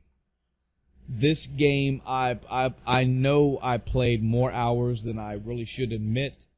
I do remember specific levels in the game.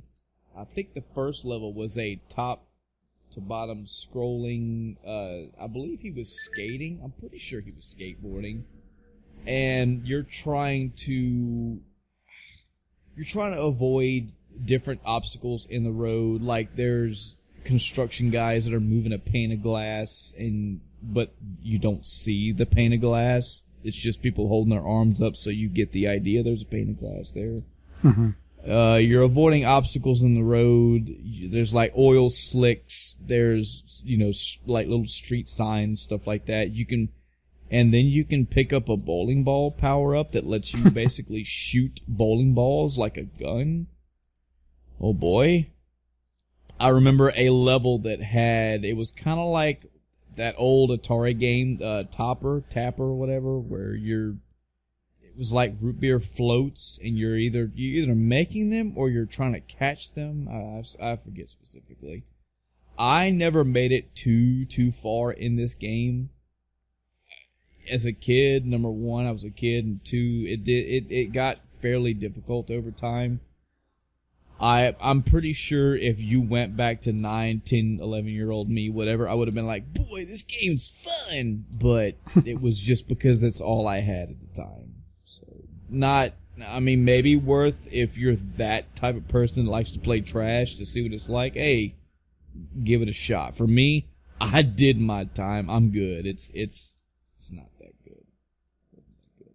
And sadly, I mentioned this before in another episode when I was talking about like my history as gaming. This is what gaming. This was a facet of gaming back in the day. It's still around today a little bit, but not as hardcore as back then. I guess the ideal was trying to get. I think it was a struggle trying to get general audiences into gaming. Period. And one of their draw tactics, I guess you'd say, was, well, just make them about movies. Yeah. I mean, there was a Rambo movie. There was a Back to the Future movie. There was an Aliens movie. There was movies. I'm sorry, video game. There was a Terminator 2 video game. There were so many movies that got turned into old school 8-bit and so on video games. It was incredible. And I think aside from maybe the Batman NES game, I don't think there were many that were ever good. Were ever worth playing through. Not usually. I mean, Yeah. but you're right about them being, movies and video games. Just this list, there are so many of them. Just like there's a problem with making it's really hard to find good video game movies. It's equally, if not more difficult, simply because of the amount of them out there, to find good video game movies that were made into video games. I challenge you, ladies and gentlemen, if there's any of them you can think of, any of them you'd like to suggest, hey, you can email us at, that's coming later. Yeah, I'd love to know. I have heard, now this was actually brought up in Giant Bomb's Game of the Year deliberations for 2017, that the Mummy movie that came out last year, which apparently was utter fucking bags of flaming dog shit, apparently had a licensed game made in conjunction with it, and apparently that game, for a Metroidvania style game, is actually very fucking good. I don't remember how far up the nomination list for them it got, but they talked about it quite often, and all I heard was this game that was based on a horrible shit movie is very, very good. So maybe I'll try that one out someday and give it a shot. That would be one of very few that turn out that way, Yeah. I also see. Are there any B's for you that you see? Don't think so. No, I didn't see it on my first one. First playthrough. I do see that actually Batman, let me pull these up real quick so I got the exact one, because there's 3 of them apparently that came out around this time. I was just looking at that too. So not the Ocean game, that I think, so Batman, the video game for the Nintendo Entertainment System. Now, I haven't played this. I haven't personally played this, but I've seen people play through it, and you know what? I think I did play through this maybe even a few years ago. But I added it to a list of games that I need to play, so I'm totally lying out of my fucking ass. This is definitely one to get around to. This is by Sunsoft, back in 1989. It's Batman the video game for the NES, Nintendo Entertainment System. As far as mechanics go, great. As far as theming in this game, great. The dark tones, it's based off of the 89 Batman film, but it uses that 8-bit architecture. It uses that 8-bit sprite style very, very well to portray this game. And the mechanics of the game itself are very good. This is a very good adaptation of a movie, in my opinion. So it's definitely worth a playthrough. I have not played it enough. I haven't played it all the way through, so I can't make I can't gush about it. But from what I have seen and what little bit I remember playing, I added this to I'm going to get back to finish this one. Definitely worth it. That's one of the B's that I had forgotten about. There's also nothing else on the B's that I played. I fooled you.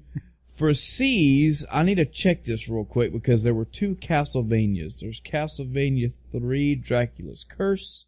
That one is for the NES. I love Castlevania.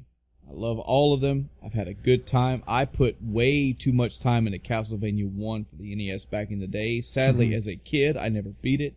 This was one of the titles that I had owned. This was one of the titles that came with the original NES bundle that my mother had got for me for a Christmas from a pawn shop. And Castlevania back in the day was hard. They're not the easiest thing in the world even to this day, but they were difficult. The fun thing is, when people think of Castlevania 1 and Castlevania 3 are not quite the Metroidvania that people think about. That's what I meant to say. I'm back to not speaking again. Shit. When people think of Metroidvania, you don't go play Castlevania 1 as part of a Castlevania in a Metroidvania title. Castlevania 1 is pretty much left to right, right to left, side-scrolling action, whip, shoot, use items. Pretty much the same thing for Dracula 3. I've only played through this game in its entirety once, which is not good because there are multiple characters in this game. It definitely has better graphics, and it has better music than the first one. I owned Castlevania 1. I had borrowed Castlevania 3 at some point in my life. It's a Castlevania game all around, though. You really can't go wrong. There's a lot of additions to this game that the first one didn't have, like, again, it having multiple characters. I also believe there were multiple paths in this game as well. So as you progress through the game, you could take different routes to go to basically different areas / alternate endings. That is kind of Metroidvania, but not specifically. Metroidvania, the roots of that really come from like Castlevania 2. Where Castlevania 2 was, I have this door I need to get through, I need a key, go find the key. Alright, well I found where the key is held, but I can't get through this wall because I need this spell, go find the spell. That's the idea. Backtracking, keeping mental notes of locked doors or areas where you see an item but you can't reach it, so maybe you will be able to. Maybe there's some double jump feature, blah, blah, blah. It had to have been so amazing back in the way back day of never playing these kinds of games and just having to take either paper or mental notes of these things. Like, you would see a power-up on a high cliff. Well, hell, he can't jump that far. Not at all. And you would just forget about it. And then later on, you get some spell or item that would let you jump twice as high or double jump. Oh, shit. Maybe I'll have to go back and do this thing. So that's the idea. But again, Castlevania 1, Castlevania 3, you don't get that. It's just good fucking, really good music and whipping shit and killing bosses and getting items and using items and blah, blah, blah. I wish I could talk more about Castlevania 3. Again, I've only played it once. I do remember it had more additions. It was definitely an upgrade from Castlevania 1. And Castlevania 1 was fucking stomp your dick in difficult throughout the later part of the game. I know difficulty is subjective, but it was for me. And this one as well had its fair share of difficulty. Good game. I mean, it's in the series, so it's not too horrible. Yeah. Also, on the Castlevania side, oh boy, was Castlevania Adventure. The Castlevania Adventure, or Castlevania The Adventure, however the fuck they chose to say it. I think the actual title for it was Castlevania The Adventure, which... Yeah.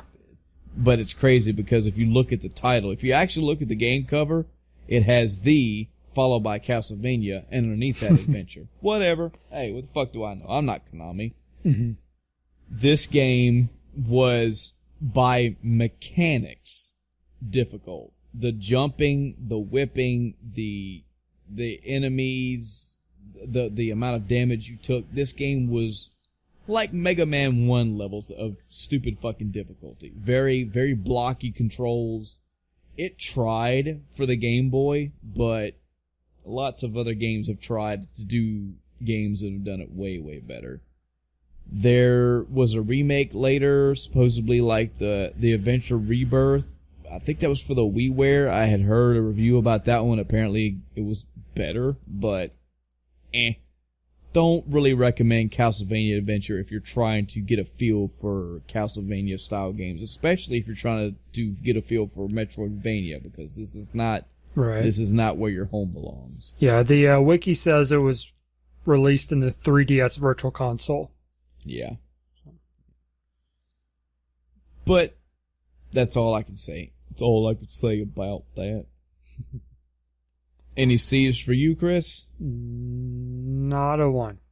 I've got one more to talk about. This came out. All right. So this game came out for the Xbox 360 in 2007 called Crackdown. It's about a cop set in a fictional city, and this guy is biologically enhanced, and he's going around the city and fighting crime and upgrading himself, a la, say, Crisis. And, oh, wait a minute. I'm talking about the wrong Crackdown. Oh, shit. Yeah. Okay, well, this Crackdown came out in 19... Yeah. I was like, okay, where's the connection? I got you. So there was a and I love it how the Wikipedia article for Crackdown, 2 words, not 1, does say, hey, if you're looking for the 360 game, see this. Crackdown, 1 word. Yeah. For the definition of the word Crackdown, go here. I have not played Crackdown in actuality. Actually, I've never played either one of the Crackdowns, neither the 1989 Crackdown or Crackdown for the 360. So, unfortunately, I can't talk about either one. I just figured I'd be fucking funny. You a funny guy, you. Yeah, I know, man. I'm fucking. There's one born every minute. I was talking about suckers, not comedians. In the D's, there are definitely some D's here to talk about. I don't know why you're laughing, Chris. What's the deal? I'm just saying, there's a few D's here. No reason. Talk about some D's. All right, talk away. All right, Chris, I want to throw this title at you. I want to know if you had the fortunate opportunity to play this game. Have you ever played a game called Destiny of an Emperor? Don't think so. All right. Well, I hope that our mutual cousin Jughead is listening to this episode specifically, because I was introduced to this game through him. This is, how would I describe this to gamers these days?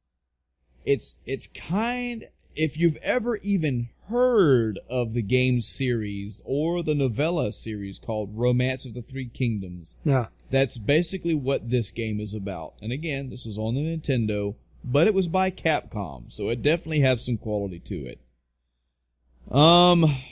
RPG-esque in nature. You're going around different towns. You're trying to recruit more people for your army, so to speak. You get into real-time battles. You have numbers representing like hit points, levels. You have a meter that represents hit points. You have different commands on your battle menu screen, and it's like attack, flee, use tactics or whatever, and so many little quirky things about this game that I remember. I remember the music. There are certain town themes that I could hum right now because I remember watching Jughead play this game quite often. I was never good at it, and he was playing it at a time where I didn't really understand the game. Like, I kind of knew what was going on, but kind of didn't. I remembered certain names like Lubu and stuff like that, Lobo or something like that. Liu Bei, I don't remember.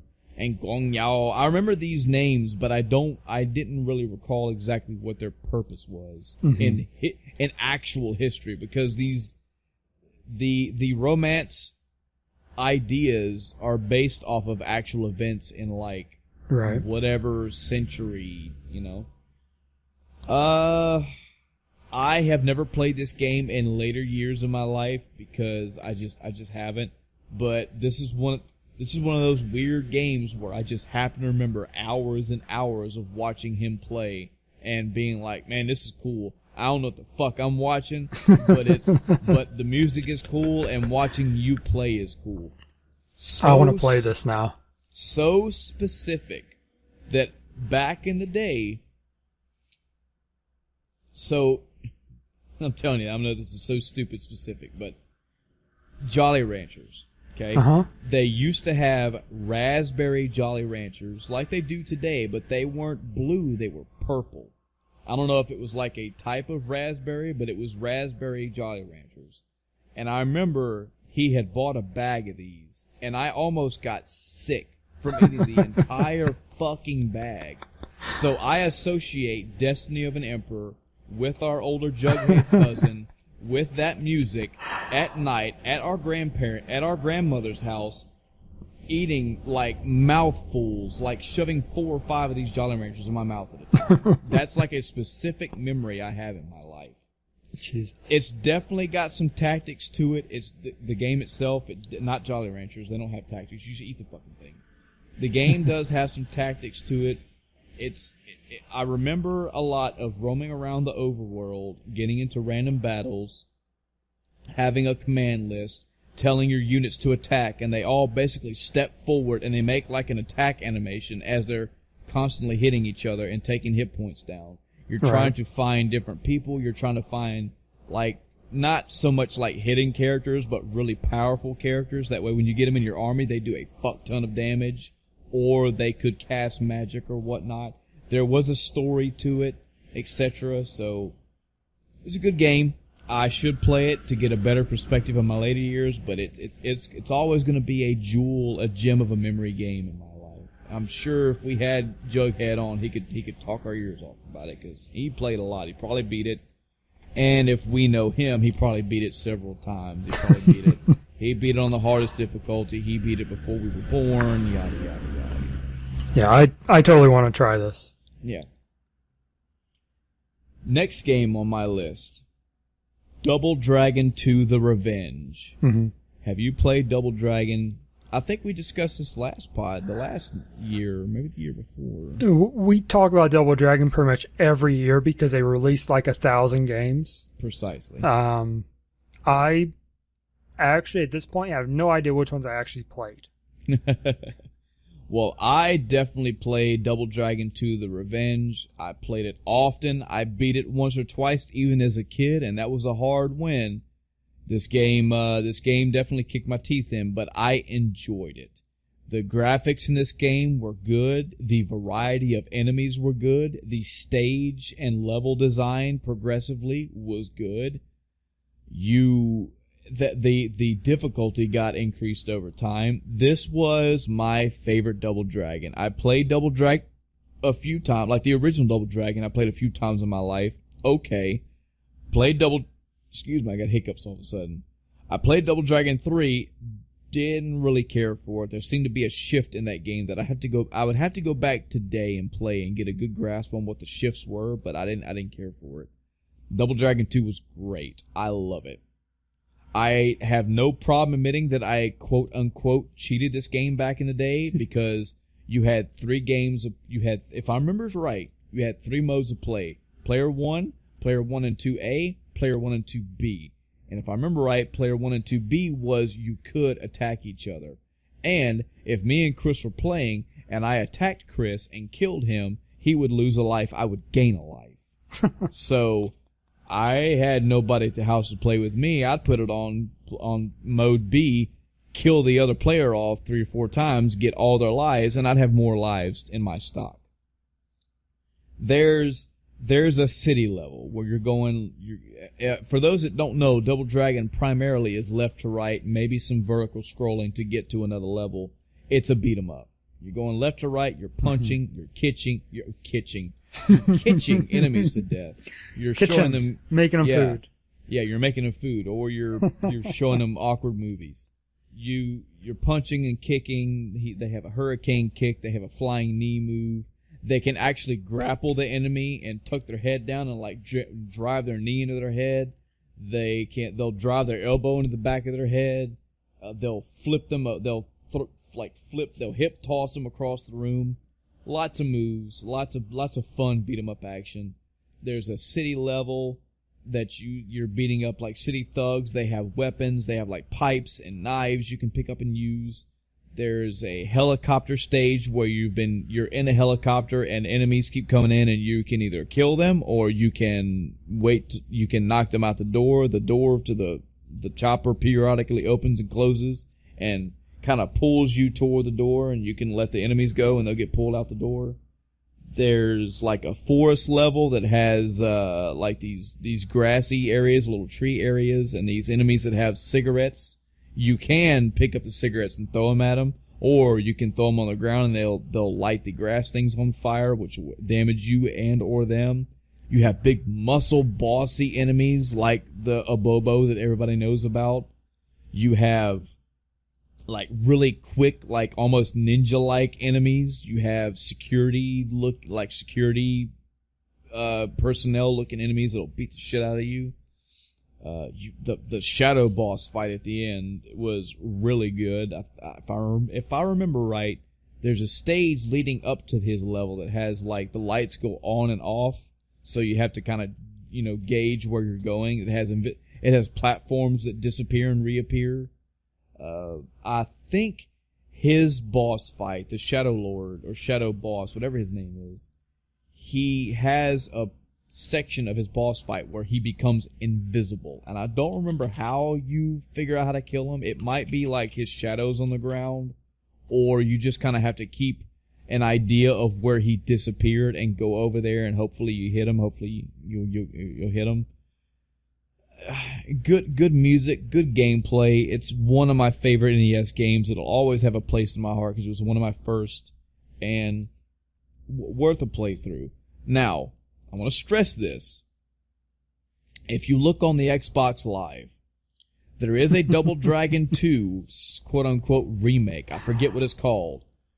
For the love of God, do not buy this game.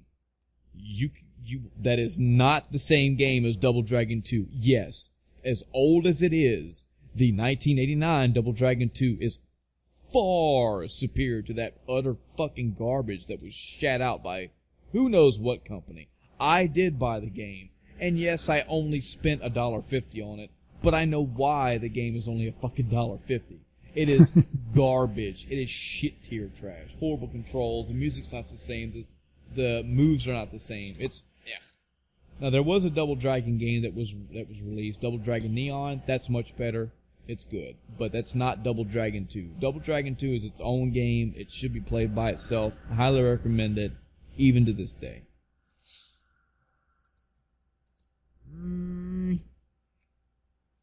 Chris, I know for a fact you've played DuckTales in your life. I was actually going to ask you if you'd played it.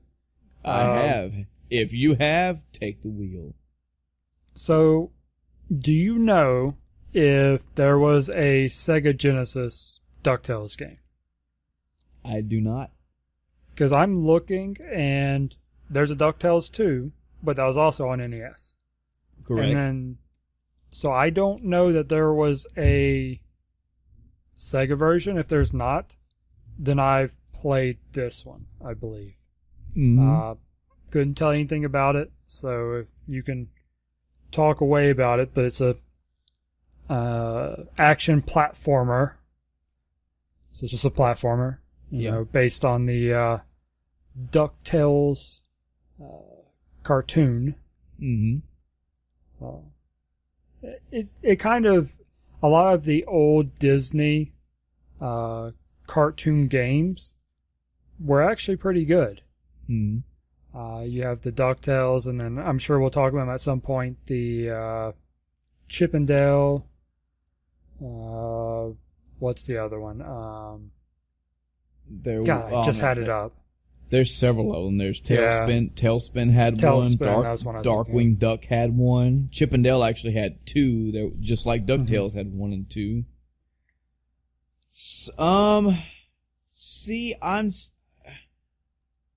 I see little, we should research this, but I see random little snippets here and there for what looks like apparently Sega DuckTales. I do see a Quack Shot game, but that's not the same. I see I see what looks like it could be a Genesis version, but it looks like somebody just mocked up fucking Scrooge McDuck from the 8-bit NES into like Castlevania for the Sega. So I don't believe so. I'm pretty certain that if you played DuckTales back in that day, you played it for the NES. The gameplay of DuckTales is, if anybody's played Shovel Knight recently, this is where this is known for coming from. There are other games that have also done pogo style jumping around, but DuckTales is where it started for a lot of people. I want to say like a handful of levels, maybe 6 or 7 different levels in the game, and that's it. The idea is, number one, first and foremost, if you don't know who Scrooge McDuck is, I understand you're a young person. We're not old like me. I'm 67, Chris is 94. We know what DuckTales is because this was, quote unquote, in our childhood. This is in the 90s era of cartoons. Which, for better or for worse, we say was the best era of cartoons. You may differ. That's cool. That's your opinion. DuckTales was a... Thank you. I was trying not to be the dick. You needed to say it for a change. DuckTales was part of a huge era of cartoons from the 90s era. There you got DuckTales, there's Tailspin, Chip and Dale, Darkwing, pretty much the ones we listed. That's not even counting the 90s like Nickelodeon cartoons like Doug and Rugrats, and oh man, I can tell you. I have no problem telling you, Chris, I've got almost all of those cartoons, and I will occasionally watch those. I will binge watch Rugrats to this day. I don't fucking care. I like that cartoon. I'm a big kid. Leave me alone. Fuck off. I pay my bills and my taxes. DuckTales, the idea for the cartoon was you have a character named Uncle Scrooge. He's a duck. Duh. The cartoon's called DuckTales. And he is a quintillionaire. He has a huge fucking physical vault full of gold and money. And he's all about gold, all about money, all about saving money so he can keep money, etc., etc. The DuckTales game follows that same mentality where you go to different areas of the world. You go to a jungle, you go to an ice cavern, you go to the moon, you go to a Transylvania-style castle, and throughout the levels, and I mean generously spread out, are gems, gold, money chests, diamonds, emeralds, etc. You collect them, and the more you collect, it lets you progress further to different levels of the game until you fight bosses at the end of levels. There are characters to find and save, one-ups to find, of course. There's extra things to find. The stick to this game, what people really remember about this game, is his platforming. He has the standard run left to right, jump, yes, but one of his maneuvers is Scrooge McDuck has a cane, and he can hop on top of, he can jump and then pull his cane underneath him, and he basically hops on his cane like a pogo stick, and it will get him through things. He can use his cane when he's standing to like hit enemies, and it will knock them off the stage. He can hit secret areas and it'll make treasure drop. He can hit treasure chests and it'll make the chest pop open and give him what's inside. He can also use the stick as a pogo stick to jump on things and do the same exact thing. He can pogo on enemies to kill them. He can pogo on treasure chests to open them up, and so on and so forth. A lot of jumping, a lot of platforming, a lot of obstacle avoidance in this game, and a fuck ton of secrets. This is one of those games where you definitely want to take Scrooge around and hit almost every fucking wall. You want to, if you see a space where Scrooge can physically jump, like if it's just an open area, jump, because a jewel will probably drop. If you see a wall, try to have Scrooge jump up against the wall, trying to go against it, because there's probably a secret path. This game is loaded with secret stuff. You would literally just be jumping from one point to the other. You're just jumping to progress through the level, and a fucking jewel would fall from the sky. So, definitely an explorative, definitely a take note of where all the jewels and all the money is, because the more money you get, the further you progress, etc., etc. And there are 3 different endings. Correct. But look at that. Multiple endings in a fucking Disney fucking video game. This was also something that was known back in the day. As Chris mentioned, Capcom and Disney had a lot of Capcom Disney NES games. A lot of them. This was one of them. They're all part of these little cartoon series style games. Definitely worth it. Definitely fun. Put a lot of time into it. Memorable gameplay, memorable music, memorable level design. Yeah, it's worth it. Definitely an NES game. Definitely a 1989 game of note. Moving down this list, I don't know if I see any. By the way, did you notice that this was one of the first ones that has 3 pages? Yeah. Any other D's you want to talk about? Nope. D's? I didn't see any E's. No E's for me. I didn't see any F's either. Well, All right. Go ahead. So, question for you. Mm-hmm. Do you recall Final Fight being in the arcade? I don't. I mean, let me pull up the thing and see if I see a picture for it, because I may have come across it, but because no. I know I have played this game. I don't know what platform. It's a side-scrolling beat 'em up, so same as Streets of Rage and whatnot. But this is an older one. This is one of the back in the day ones. Well, shit. Did you look at the platform list? Yeah. I just Arcade, Power System, Amiga, Spectrum, Xbox, Game. Yeah. Yeah. It was originally released in the arcade, though. Mm-hmm. But I don't know how long it would have been in the arcade when it was released in '89. Mm-hmm. So I don't know. Yeah, it's hard to see which one this actually came out for in '89. I mean, if it came out around this time and it came out first on the arcade, they probably put it here first. It says it was originally released as an arcade game in 1989. So if you are pretty sure you played it in the arcade, then if you can talk about it, cool. I won't begrudge it. No, I mean, and apparently there's also a Sega CD version, so maybe I played that. But it's like I said, it's a side-scrolling beat 'em up, walk around, punching people, kicking people. One of the major sticking points in memory for this game is one of the main characters, Mike Hager, is a pro wrestler that was elected as mayor. So, and his outfit is interesting because he has these, green pants on, but then he just has this strap that goes across his chest, or from like the middle of his body up to one of his shoulders. Yep. And then otherwise up, he has no shirt on or anything, and he's just ripped. He's a wrestler, so he's very buff. Just a memorable character, and there's the other two characters are normal brawler type looking guys. I'm looking this up to fact check you, Chris. You sure you're not talking about the real life Jesse Ventura? I think that's who you're talking about. the wrestler that became yeah. See, and that's actually happened more than once, but yeah. Yeah, but according to the wiki, it was originally began development as a sequel to Street Fighter. Mm-hmm.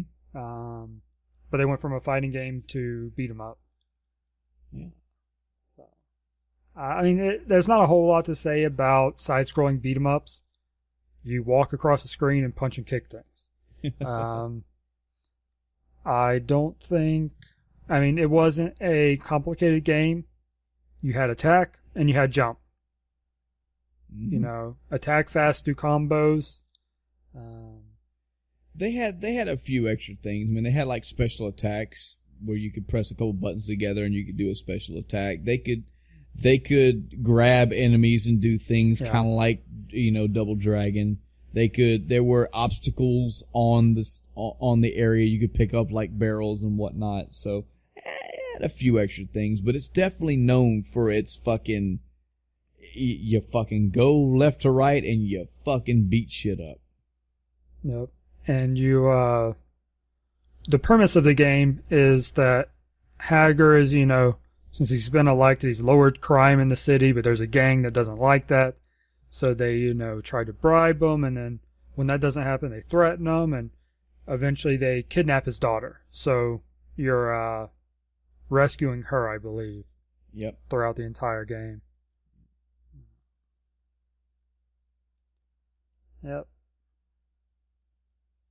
I also see on this list a Final Fantasy.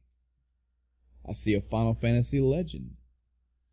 Now, this is another one that I'm pretty sure I remember Jughead playing, but this was on the Game Boy, so I don't think I didn't have really a chance to watch him play this.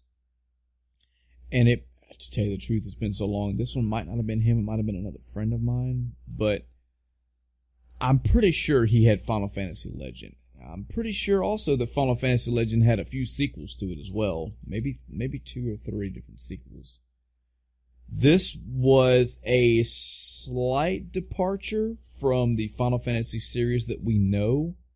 I've heard this was more akin to Secret of Mana, but I really can't talk about it because I haven't played any one of these. Not a single one. I don't want to, just, again, we're talking about 1989 when this first one came out. I didn't even have a Game Boy back then, and by the time I was able to play games like this at my own leisure, like when I could buy them, these were long past due.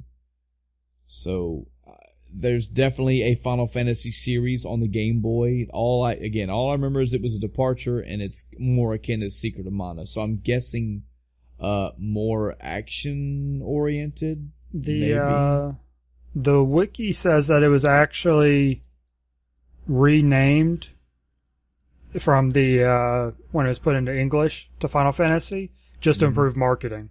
Yeah, it actually wasn't. So it has that Super Mario Brothers 2 shit to it, where it was another game, but then they put, Final Fantasy on it to sell it better. So, I mean, who knows? It could be bad, it could be good. I literally have no opinion because I haven't played it. Maybe I would just to get perspective, but it's the first game in the Saga series. Yeah. Which I'm thinking is like Saga Frontier. Yes, it started with Final Fantasy Legend, which apparently had 3 games. Yeah. Legend, Legend 2, Legend 3, and then Romancing Saga 1, 2, and 3. Mm-hmm. Then Saga Frontier 1 and 2, Unlimited Saga, another Romancing Saga. Well, then I may have been completely mistaken. Then it probably wasn't reminding people of Secret of Mana. It might have been Saga series. Mm-hmm. Either way, yeah. Again, I wish I could talk about it. Can't. I can talk about Friday the 13th for a little bit. I definitely remember. I think actually either Jughead had this or his sister had this. I remember playing this at their place one way or the other. Have you ever played the old 1989 Friday the 13th, Chris? Not this one. This was a side-scroller / vertical room checking game? Yes. So the idea is there's a number of camp counselors on this little island, and you're trying to... Basically, Jason's on the prowl, and he's going after all the other camp counselors, and you're trying to navigate the map while killing enemies and trying to get to specific houses and cabins or whatever. And then inside the cabins, you're trying to navigate around to find the person in danger and or kill or run from, or incapacitate or run from Jason, because he will find you in these rooms or these cabins. It had some unique gameplay. Not exactly the greatest graphics in the world. Not exactly the greatest gameplay in the world either, because, hey, what do you know? It's an LJN game. You're definitely going to see this theme with me, because once I realized the shit that LJN put out, just for shits and giggles, guys and gals, just go wiki LJN sometime and look at the laundry list of what they have. I just did. There are games on there that just, not good. And this was sadly one of them. A couple things I remember about this game. One, the first weapon that you have, I believe, if I'm not mistaken, is a rock, and you don't throw the rock straight. It throws always at an angle, so sometimes it would just go straight the fuck over an enemy that was charging at you, that was also charging at you and jumping, running and jumping, whatever. I remember the map system in this game being completely fucked. Like, it made sense when you think about it, because they were trying to portray the map as the way that the character was physically looking. Yeah. But when you look at the map and then look at the layout on the screen, you can kind of make the match, but it's not that way. The map, like, loops, and it does not match what's physically on the screen. It was so fucking infuriating.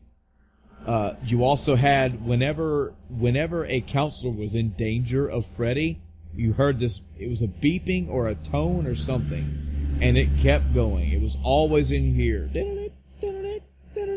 Or whatever the tone was. And that happened until either you found the counselor and saved them, or they were killed.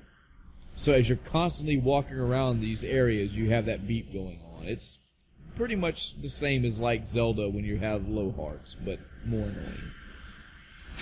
I never made it too far in this game. The times that I did play it, I found it rather difficult and very fucking frustrating. I know I died to Jason a few times. I'm glad that I never dove, fucking dick deep in this game, because man, it's not good. For an even more in-depth review with more humor to it, I'm pretty sure AVGN did a good run on this, so you should check out his review of it. Good stuff. The game is not good, though. The review's pretty funny. And that's it for the Fs. Any Gs for you, Chris? No, I looked at the Gradius game, but it's not one I played. Yeah, I see I see Golden Axe there. But this is the first one, and yeah, this is the first Golden Axe. You never played Golden Axe? That was the arcade one. Well, yeah. I believe I played 2. Yeah. Yeah, I think that's what it is for me, too. I think I played the second one. Mm-hmm. I do see Gradius. I did play Gradius 3 later in my life. For those of you, again, I strongly recommend that you go play Gradius 5. You can find it, buy it. I don't fucking care. It's great. There's also a Gradius 3 and 4 bundle package for the PlayStation 2. It's got the old school shit in there. They're good. I only played 3 a couple times, so I can't speak a whole lot on it. And to be quite honest, and I'm saying this in a respectfully cool way, Gradius is pretty much Gradius, folks. 1, 2, 3, 4, 5, with 5 being the exception that there is super updated graphics. The same thing with 3. I remember playing the Gradius 3 that I believe the Gradius 3 version that I played was released like a little while later for the Super Nintendo, and that's the version I remember playing. Definitely because of the upgraded Super Nintendo graphics. But the idea, folks, is very fucking simple. Left to right, there's a ship. The ship gets upgrades. We talked about this with Gradius 1, maybe even possibly Gradius 2. You get more of the same with every iteration of Gradius. The differences being maybe different options that are added, as in options are the weapons that float around your ship, or options that give your ship more abilities, like flying faster, etc., and shooting missiles. There's also different enemy types, different environmental areas you go to in different Gradiuses. There's hell of a fucking graphics and music upgrade from like 3 to 4 to 5. 5 being the PlayStation 2 version. Oh man, it's so good. But yeah, this is specifically talking about the one that was released in Japan. This was released way late in 1989 in December. And then it was ported in 1990 to the Super Nintendo for Gradius 3. So I will save that one until we have that year in review. Don't see any H's. See Hellquest. I've heard of Herzog Zwei, but I never played it. I think it's a mech style NES game for what that's worth back in the day. This says it's a early RTS game on the Sega Genesis, so there's that. You wanna try old school RTS? Don't see any other H's. I don't see any eyes. Indiana Jones got some games. I wonder if the Indiana Jones and the Last Crusade was an LJN game. And what do you know? It's not. Lucasfilm games, actually. So, hey, Lucasfilms had extended its market to where it actually had a video game company. Not bad. I mean, if you want to get that close to your movie franchise, Mm-hmm. Not bad. I have heard of the Iron Sword, the Wizards and Warriors series, but I never played one. I do remember the Worlds of Power novels. There was a Wizards and Warrior book. I did read it. Full disclosure, I like all the World of Power books. I read every single one of them. I read them repeatedly as a kid. I liked them. Hey, it was fucking video games in a novel format. Right up my alley. Any J's, K's, or L's you see, Chris? Nope. C. Leisure Suit Larry has apparently made a comeback in the last few years. Don't know. Never played him. Could care less about him. Jesus, that cover. Yeah. In the M's, I do want to talk about a NES game called Monster Party. Monster Party. Yep. I remember this one from being at my grandmother's house and renting a game based off of the front cover art. And because, again, back at this time in my life, I had almost no ties to franchises or video games or specific titles. I just picked shit. And the idea of Monster Party on the cover it was a lot of the classic monsters we all know. There's Dracula, there's the Fishman, there's Medusa, maybe even a Sasquatch, who knows. So I said, okay, monsters in a video game, sure, why not? This game was odd. There's a fucking level where you fight a fucking shrimp. You fight a fried shrimp. What are those called? Tempura. Yeah, you fight a fucking tempura shrimp. Oh man. So the idea is there's a boy and this fucking demon comes along and he has to take the boy to a demon world and they travel the demon world together and they kill monsters, and that's about the most that I can vaguely recall from the story. I don't remember the boss or the actual theme to everything going on, but no, I do remember the theme. The theme was monsters. Some of the bosses I do remember playing. I remember I rented this game, so it wasn't in my complete library. I remember the bosses being odd. I believe that you could transform between yourself and the demon, like you could merge with him, I think. But yeah, that part was pretty cool. The monster bosses were what I remembered. What really keyed me in. There was a boss. I will always remember this. There was a boss. I walked into this stage, and you basically go into boss rooms, and usually they'll have some weird fucking thing to say, like when you fight the shrimp, he says, "Look out, baby," and he starts coming at you to attack you. You go to fight one boss, and it says, "Sorry, I'm dead." And you're like, "Well then, okay. I guess the fight's over." The one I was legitimately stuck on this boss, Chris. You got to think, I'm like 10, 11 years old, somewhere around that time frame. Number one. Number two, I had no video game magazines with me at the time, and even then, you were hoping that a guide for this game was around in one of those magazines.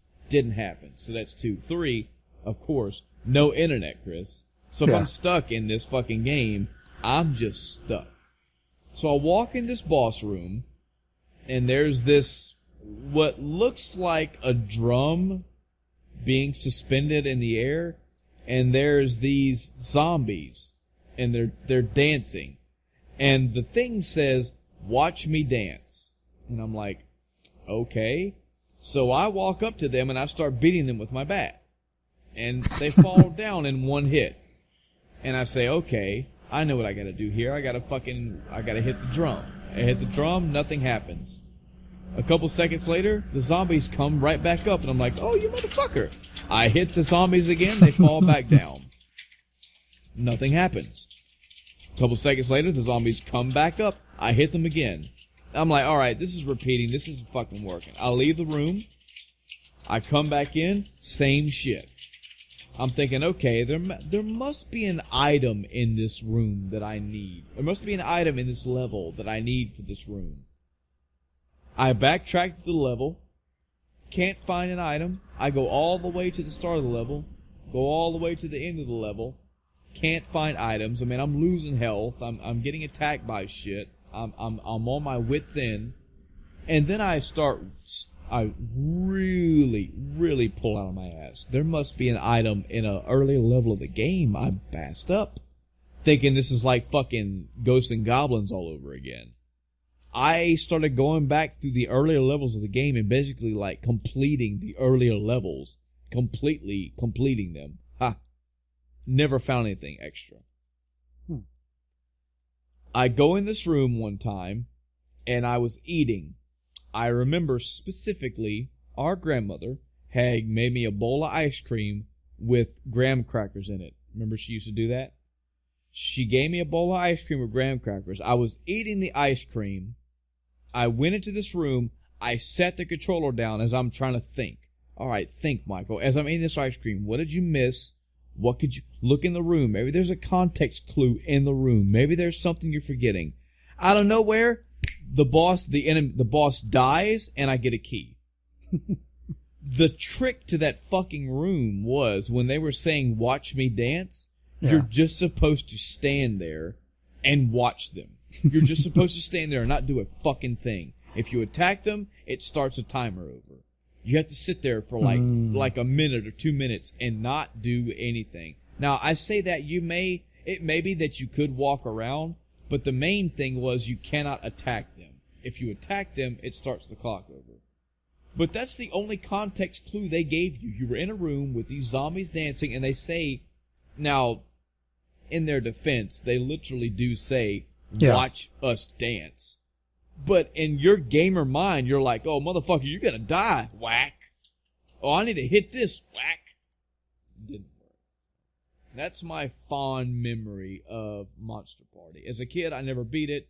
It does get more difficult as it went on, and I didn't touch it as I in my older years. Mm-hmm.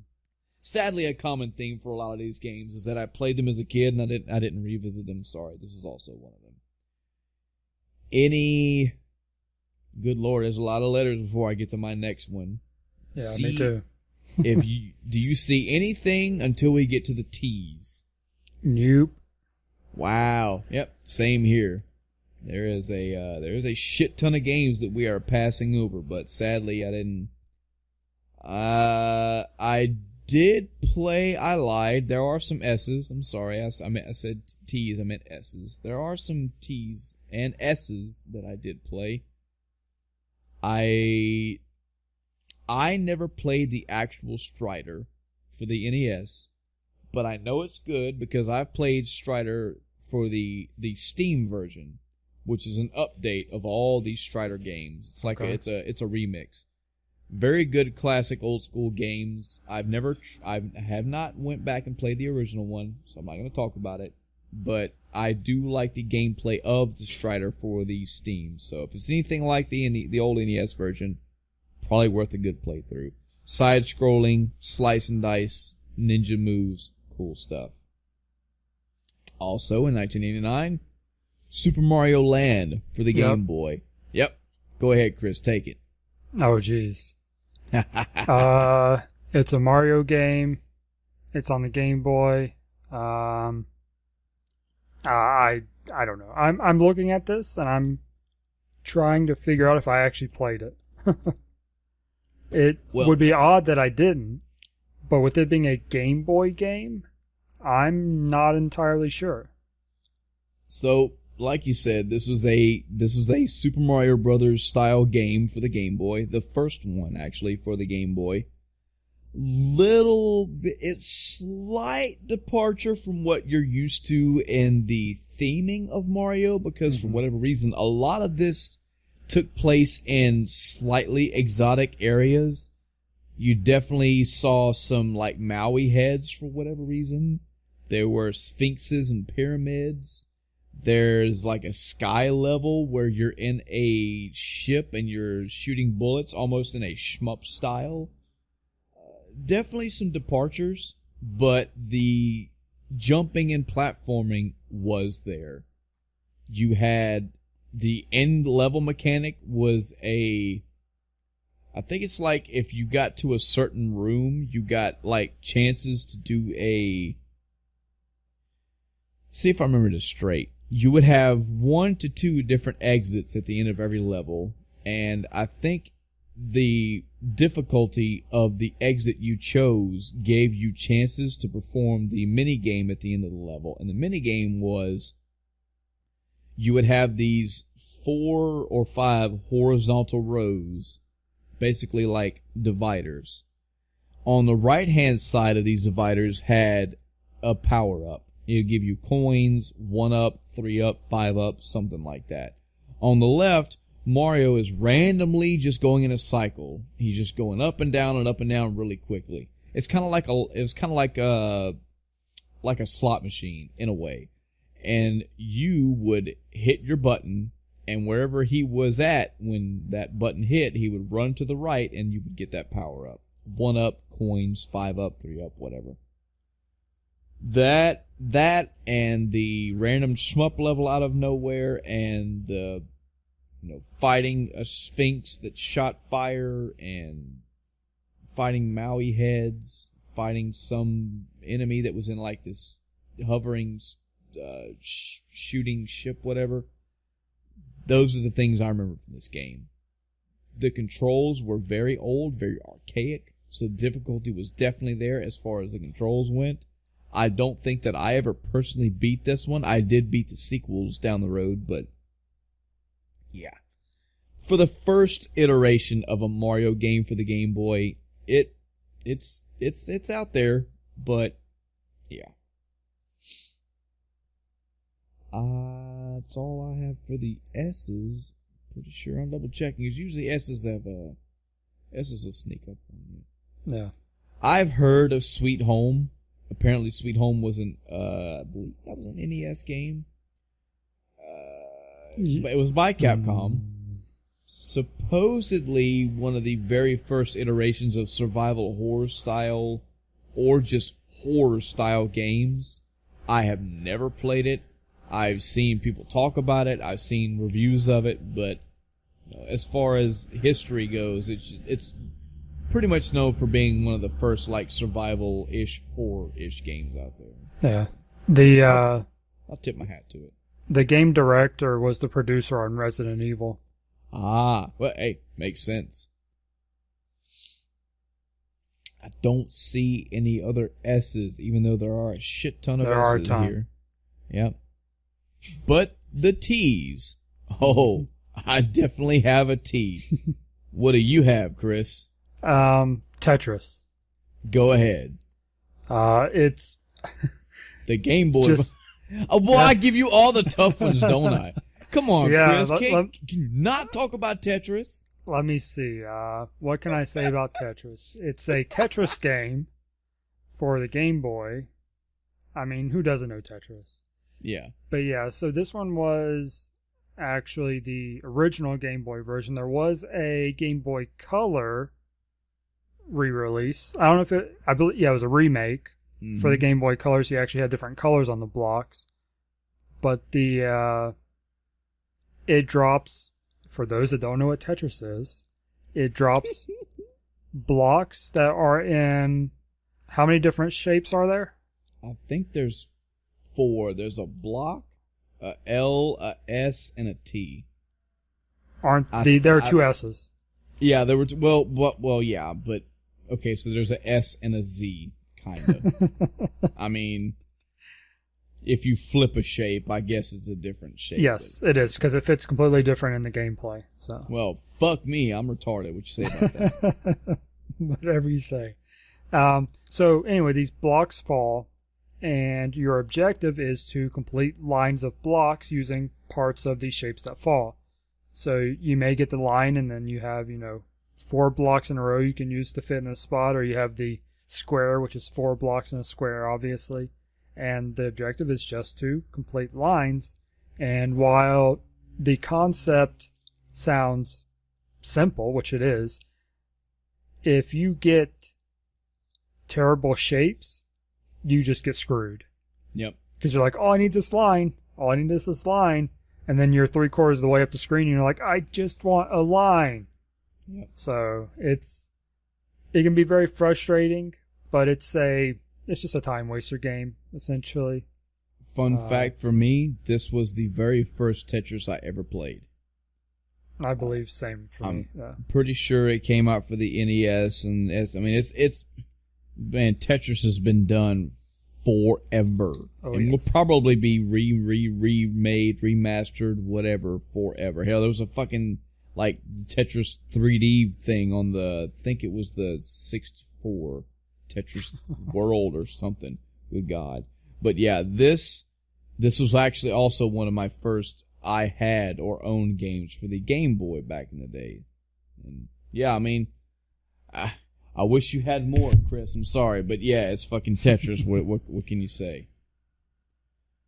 The one that I will talk about is Teenage Mutant Ninja Turtles, the NES video game. Holy hell. This was also one of the first games that I had owned. It didn't come originally. I had this one. I made my parents get this for me at some point in my life. I had played this off and on at a friend of my parents' house, but it wasn't until I got it myself to realize how fucking difficult this game is. This game is notorious. It is known for its difficulty in the sewer, in the underwater dam level. Yeah. But I'm getting ahead of myself. So it's a side-scrolling / also overhead view, slashing, pretty much slash and crash, maybe beat 'em up-ish as well. You play as all 4 turtles. They all 4 get their own health bar, which is it's kind of like, it's a way to prolong your ability to play, because if you play as Raphael and you get your health knocked down so far, you can switch to Leonardo, and you'll have more health. Every turtle has their own weapons, their own standard weapons as usual. As far as the cartoon goes, they do the same thing in the game. There's enemies that you never fucking see in the cartoon that are all over the place in this game. You got fucking what looks like walking people on fire. You have these manta ray looking dive bomb things. There are a plethora of enemies in this game that you never ever see in cartoons. Maybe they're in the comics. I don't know. Unfortunately, I never read the comics. You do have some tried and true stuff you are used to, like Bebop and Rocksteady. They make appearances. Mm-hmm. I don't think you see Baxter Stockman, but I could be wrong. It's been way too long. Here's the thing. I played through the first 3, maybe 4 levels of this game repeatedly as a kid, and that was about as far as I could fucking make it. I got to the point as a kid where I made it past the dam no problem. There's a pattern, and when you figure out the pattern, you're good to go. But there are levels later in the game that are fucking insane. Like, levels that you have a very narrow pathway. You damn near almost can't jump, so you can't get over enemies. And they constantly spawn in your path. And they take multiple hits to kill. I remember a C-shaped / pathway of some level in that game that did that. It just constantly spawns enemies over and over and over. And they take 7-10 hits a piece. It was not an easy game at all. Not an easy game. I never beat this game in my life. I never even came close. I think I've made it maybe 5, maybe 6 levels in maximum. But it's got decent gameplay. It shifts between left to right side scrolling and overhead view. When you're in your overhead view, you have two modes of transportation. You can walk on foot, but you can also get your the turtle van. The turtle van can shoot missiles, which you can use to kill bigger overworld style enemies. It's got gameplay features. It's got some pretty cool stuff for turtles as it goes. I'm pretty sure you fight. I'm pretty sure you fight a giant mouser at one point, and I think one of the end bosses is either Shredder or Super Shredder. I can't remember. Again, I never beat the game. I've seen it beaten, but never myself. This game ate a lot of time up for me, and it was so fucking frustrating because it's the Turtles. I love playing the game. It's Turtles, but it was difficult. Never could make it far as much as I tried. Turtles have gotten much easier over time. Much, much easier. Any T's through Z's, Chris? So I have one in Y. Wow, really? So I didn't play it on. Well, it came out on TurboGrafx CD. Mm-hmm. I did play it though on Steam. Mm-hmm. It came out on Steam. It doesn't actually say. Interesting. But this is, it kind of got so Yes 1 and 2. Weiss, I don't know how you're actually supposed to say it. East. Yeah. Okay. So East 1 and 2. I played them. They're separate games on Steam. I did play them both, and they kind of got the Final Fantasy 12 treatment where I played it, beat it, don't remember anything about it. Man. According to Steam, I only spent 10 hours in the first game, so they're not very long. I do believe I beat them in 2 afternoons, so not probably 5 hours each after work or something. Yeah. But I didn't. So in the first one, I only have 2 of the achievements, and in the second one, I only have 4. So that kind of that's kind of my gauge on how much I cared about a game is how many achievements did I get? Because I didn't spend the time to do all the achievements. Right. But I enjoyed them enough where I've actually wanted to go back and find more of them, because I believe there's a new recent one in the series that just came out not too long ago, or it's about to come out, I believe, something like that. And I want to play it. So they weren't bad RPGs, they just weren't memorable. Yeah. The only thing that I ever remember about Ys games is I don't remember which friend of mine had it, but somebody did have the SNES version of Ys 3. And it always, I can't tell you how many years, we're possibly talking decades, several years. Chris, if you go to Google and you look up SNES, Ys, so SNES and then YS, and pull up the actual, and you can do this at home or wherever you are, but please don't do this in your car while you're driving if you listen to us. Please don't. But you can go to images and look up the cover for the SNES Ys game. Look at how they have this, because this is how I always called this game, thinking that I was like a cool, hip kid. From top to bottom, it's Ys Wanderers from Ys 3. The game is Ys 3, Wanderers from Ys. I always thought the game was called Ys Wanderers from Ys 3. I always thought the Wanderers from Ys was the main story, which never made sense of why. Then why was the title of the game itself Ys? It blew my fucking mind, and I just called it as I saw it. Little did I know, Ys is the overarching gameplay. That's the overarching series. Wanderers from Ys is the subtitle. Whatever. I played the SNES game probably for a few hours as a kid, Chris. Same thing as you. I don't remember anything about it. I never beat it, never got far in it.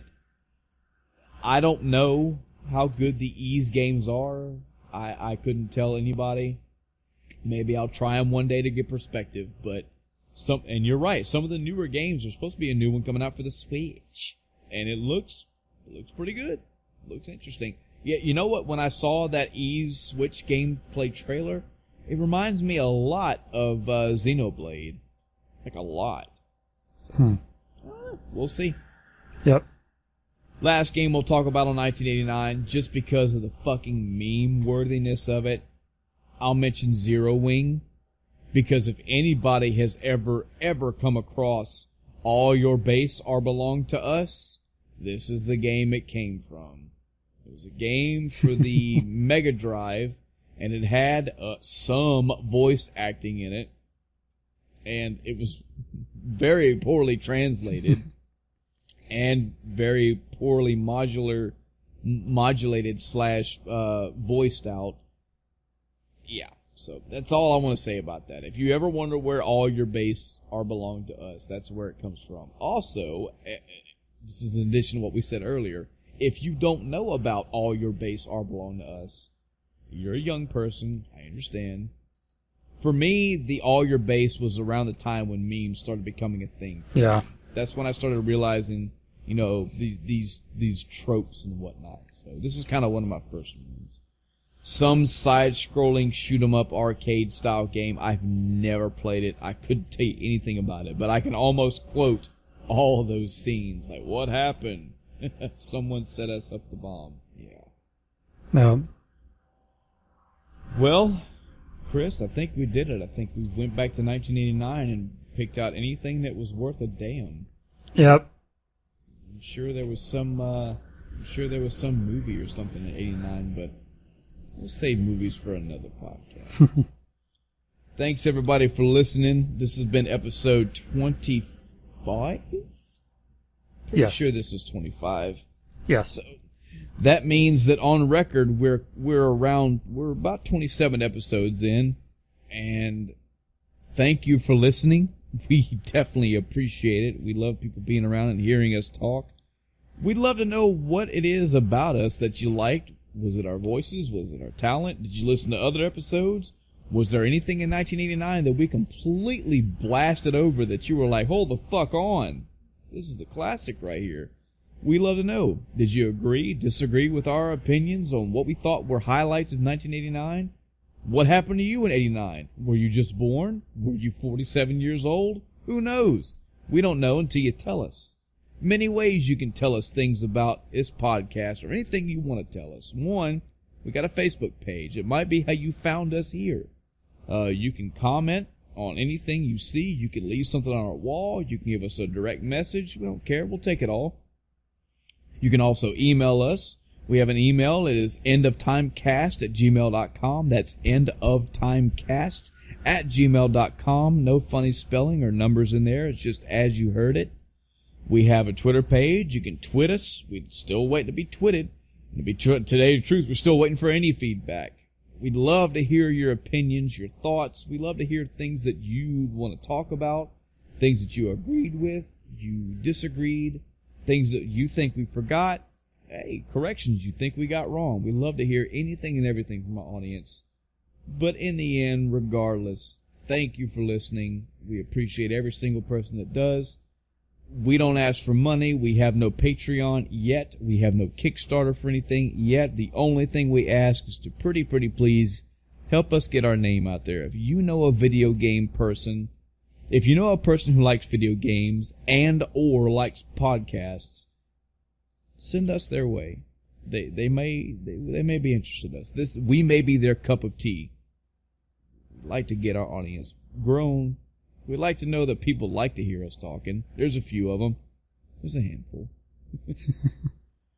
So, that'll do it for this episode of the End of Time podcast. Please get in contact with us. We'd love to hear from you. And until next time, I'm Michael. I'm Chris. Good night, everybody.